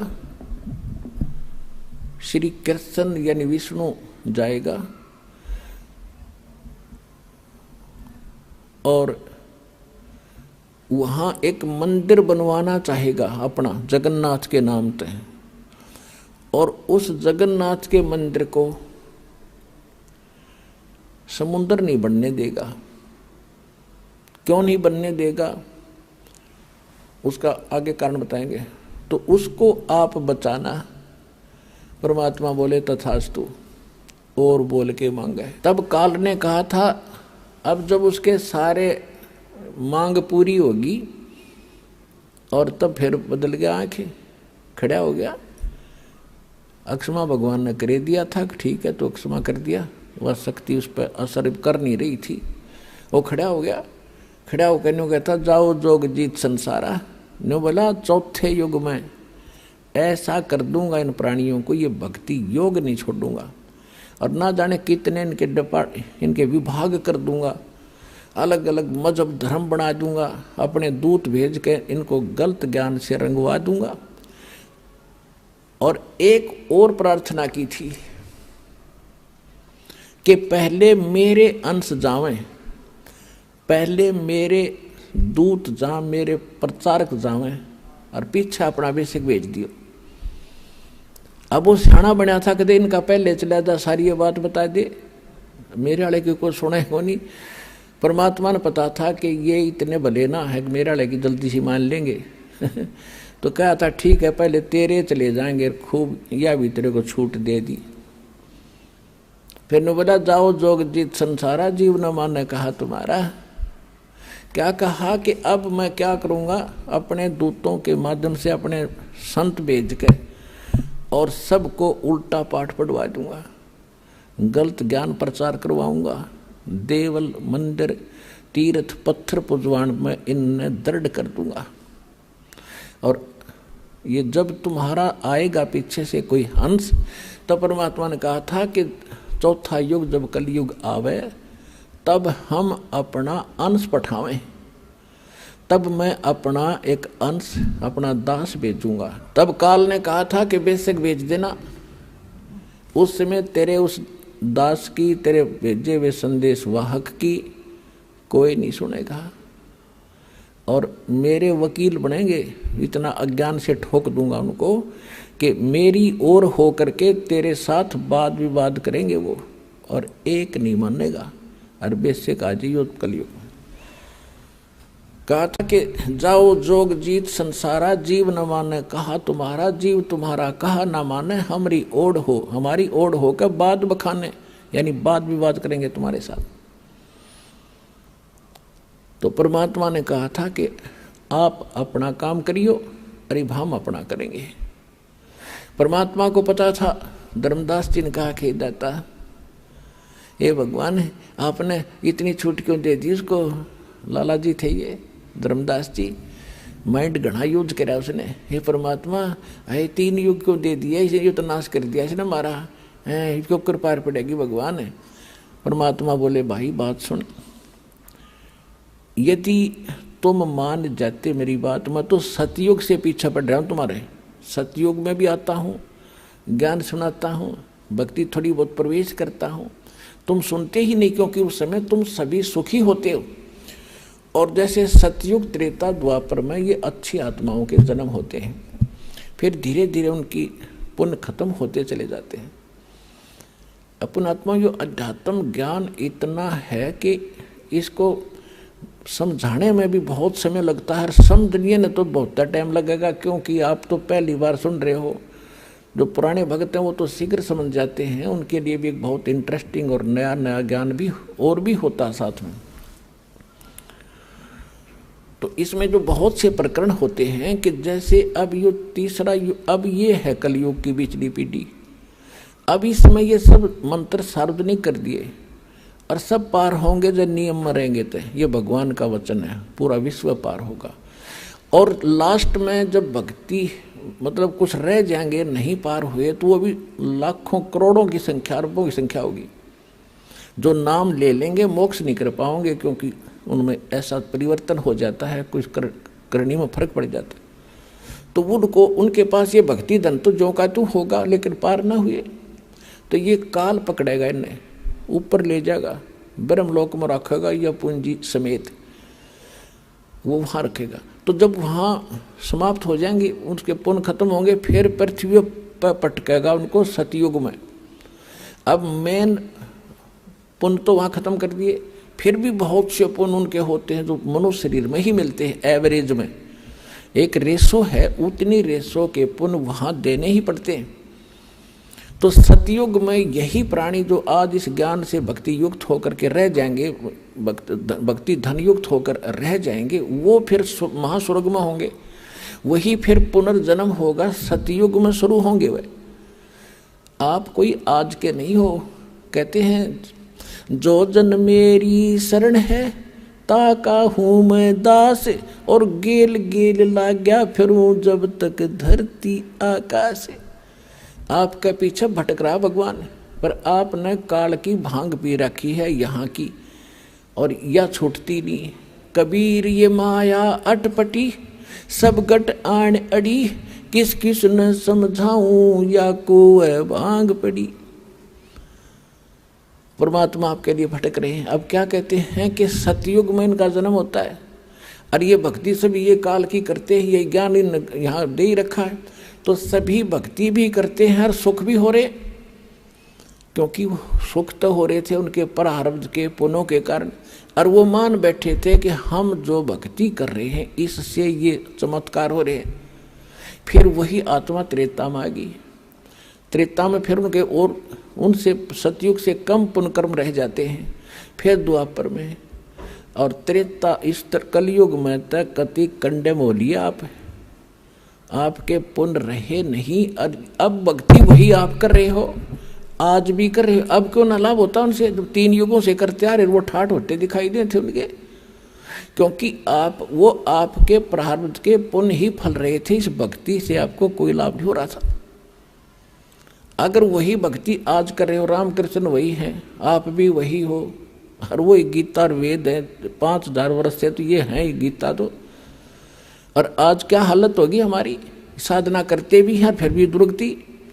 तो परमात्मा को पता था कि धर्मदास ये सतयुग त्रेता द्वापर में इनकी करीम इनके पास होगी, और ये मेरी ना सुने कति, और मेरी ये जब सुनेंगे जब ये भक्ति भी करते होंगे नकली संतों से, और वहाँ लाभ होना ही नहीं इनको, और इनकी बिरान माटी हो लेगी ना जब ये मेरी मानेंगे या हो लेन देख वे इनकी।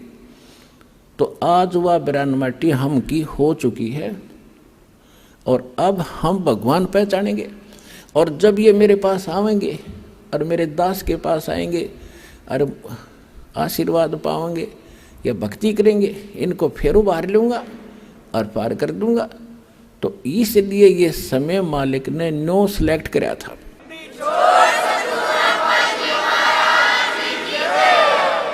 अब धर्मदास जी को मालिक ने सारी कहानी बता दी मिनटों में, और फिर कहा था धर्मदास मेरी लाख दुहाई,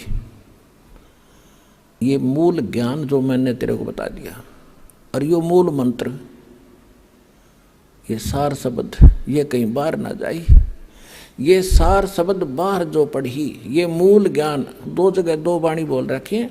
एक तो ये मूल ज्ञान ये है जो दास आपको समझा रहा, आज तक ना को कबीरपंथी जानता इसको, और बाकी अगर मतलब है कि इस ज्ञान के आसपास भी आ जा। तो ये था मूल ज्ञान, और ये है मूल मंत्र, कंप्लीट कोर्स ये आपको दिया जा रहा भक्ति का।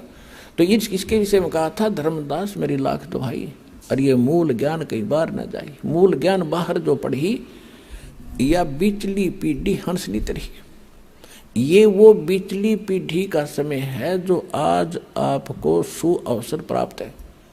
और आप कोई छोटी आत्मा नहीं हो, क्योंकि आपको तो पता ही नहीं बच्चे हो, इस दास को इसका जानकार बनाया है।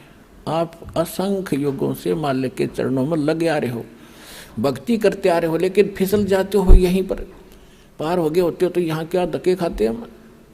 तो आपके साथ वो उसी समय से पीछे पड़ा हुआ है सतयुग त्रेता द्वापर में, और ईब आ गया वो कलयुग। जब परमात्मा आए थे सन 1398 से और सन 1518 तक, संवत 1455 से और संवत 1575 तक परमात्मा इस धरातल पर एक लीला करने आते हैं। वो उसी तरह लीला करते हुए रहे और यो ज्ञान भी दिया। तो वो थी प्रथम चरण कलयुग निर्याणा, तब मगर मांडो मैदाना। कलयुग का प्रथम चरण वो होगा जब मैं मगर से सशरीर एक लीला करूँगा, मगर में एक लीला करूँगा, वो तो प्रथम चरण। और अब ये बिचली पीढ़ी और लास्ट की जो पीढ़ी होगी कलयुग की, वो तो कृतघ्नी हो जाएंगे, मांसाहारी होंगे, कोई नेम धर्म रहेगा नहीं। लास्ट की तो बहुत बुरी स्थिति बता रखी है सुख संवेद में, बहुत बुरा हाल हो जाएगा। तो अब ये है प्राइम टाइम मोक्ष कराने का और सतलोक जाने का, परमात्मा पाने का।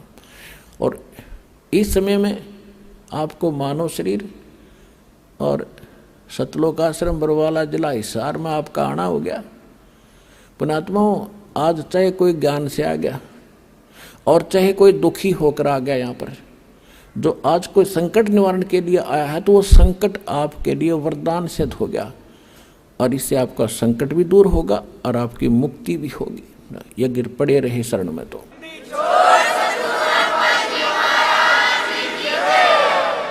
तो ये इसलिए ये रोका था कि धर्मदास मेरी लाख दुहाई, ये मूल ज्ञान की तबार न जाई, मूल ज्ञान बाहर जो पढ़ी, ये बिचली पीढ़ी हंस न तेरी।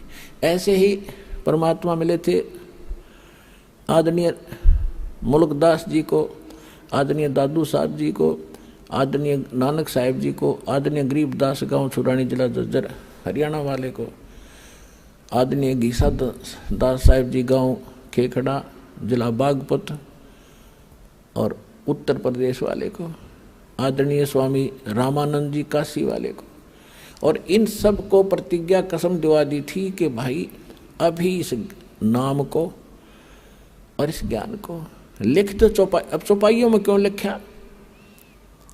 चौपाई वैसे भी बता सकते थे, वो तो सारे हिंदी अपनी भाषा तो बोल रहे थे सारे, जानबूझ कर दाता ने इनको गुप्त भाषा में रख दिया, कोड वर्डों में रखा।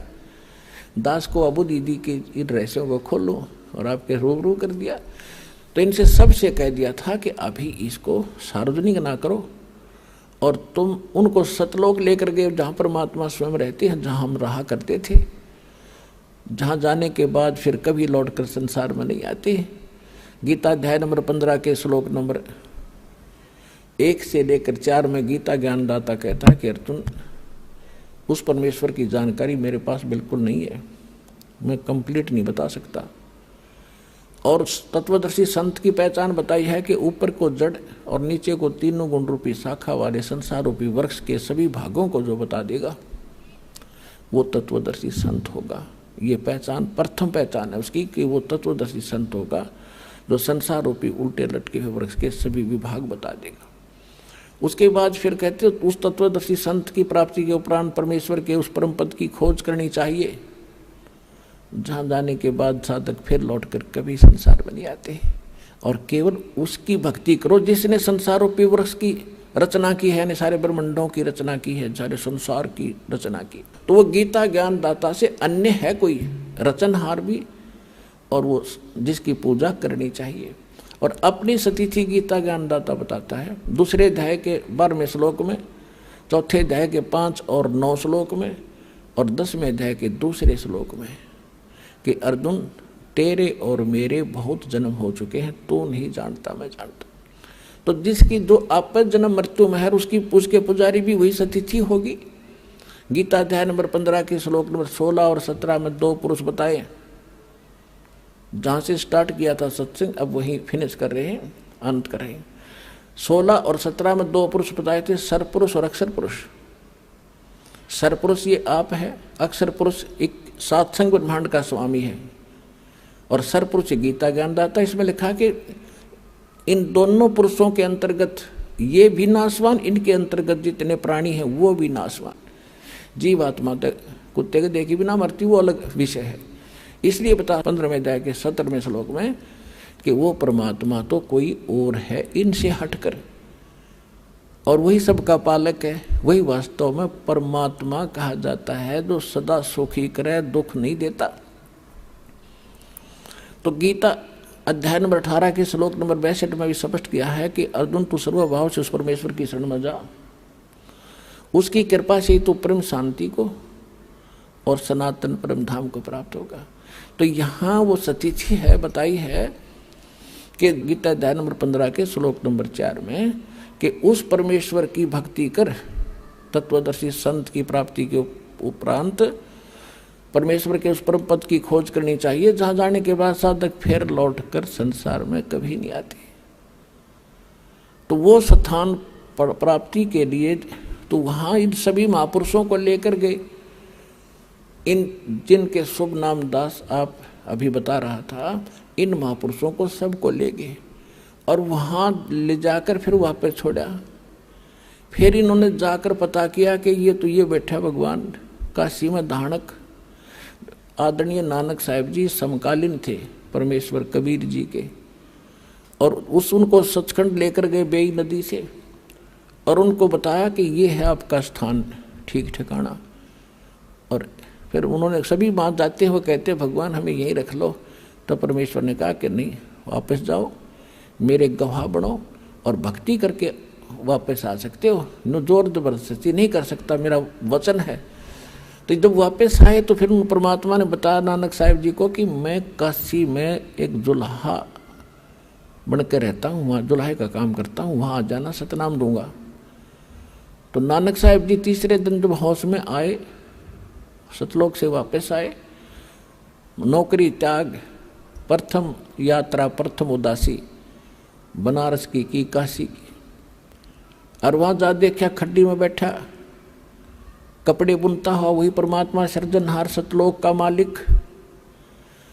तब नानक साहब जी ने कहा था, फाई सूरत मुल्क की वेश, ए ठगवाड़ा ठगी देश, खरा सियाणा बोता बार, लोगों धानक रूप रहा करता। आंखों में पानी भर गया और बुरी तरह कहने लगे, देखो रहियो बैठा भगवान, ये ठगवाड़ा, ये अपने आप को छुपाए बैठा है, ये किसी के सामने नहीं आता। ये वहाँ जुलाए इकट्ठे हो गए, वो नो कही पंजाब का सरदार भी अच्छा है, इसको भगवान बताता नीरू के पुत्र को, किसी ने नहीं मानी। जब परमात्मा ने कहा था, पुण्यात्मा अभी कुछ ना बताओ, यह खामखा व्यर्थ जाएगा आपका ज्ञान, इसको सुनाओ समझाओ, लेकिन इस रहस्य को अभी गुप्त रखो और मैं सतनाम देता हूँ, इसका जाप करो। सतना अब किसी को नहीं बताना। तो ये थे महापुरुष। नानक साहब जी ने बैन लगा दिया, स्वयं सतनाम का जाप करते थे 2 अक्षर का। आपको दिखाया था उस जन्म साखी के अंदर नानक साहब जी की, भाई बाला के और मर्दाना जब जा रहे थे समुद्र के ऊपर से, तो वो सारी कथा आपको बता रखी है। तो स्वयं तो वो सतनाम जाप करते थे और अन्य को झटका दे दिया कि कोई इसका जाप नहीं करेगा। क्यों? क्योंकि इस बिचली पीढ़ी तक इसको गुप्त रखना था। नित्य नकली संतों के काल के दूत राधा स्वामी से निकली हुई ब्रांचें, और जितने कुमार स्वामी रासाराम जैसे ये दुनिया ने ठगन लाग रहे, आज इनके पास यही ज्ञान होता है, यही मंत्र होते, तो कैसे भिन्नता बताते आज दास आपको। अब परमात्मा ने कहा था कि पहले इनको जाने दे और बकलन दे, नौवा बाई जो बकेंगे, ज्ञान तो इनके पास है नहीं। और जब मेरा दास जागा इनकी खाल तार देगा ज्ञान की, प्रमाण दिखाओगा सामने, सबको शिक्षित करूंगा अपने बच्चों को। इंस्ट्रूमेंट उस मालिक के दिए हुए हैं जो आज आपके रूबरू सदग्रंथ हो रहे हो, आप भगवान को पहचान रहे हो। धन्य आपके माता पिता जिससे जन्म हुआ।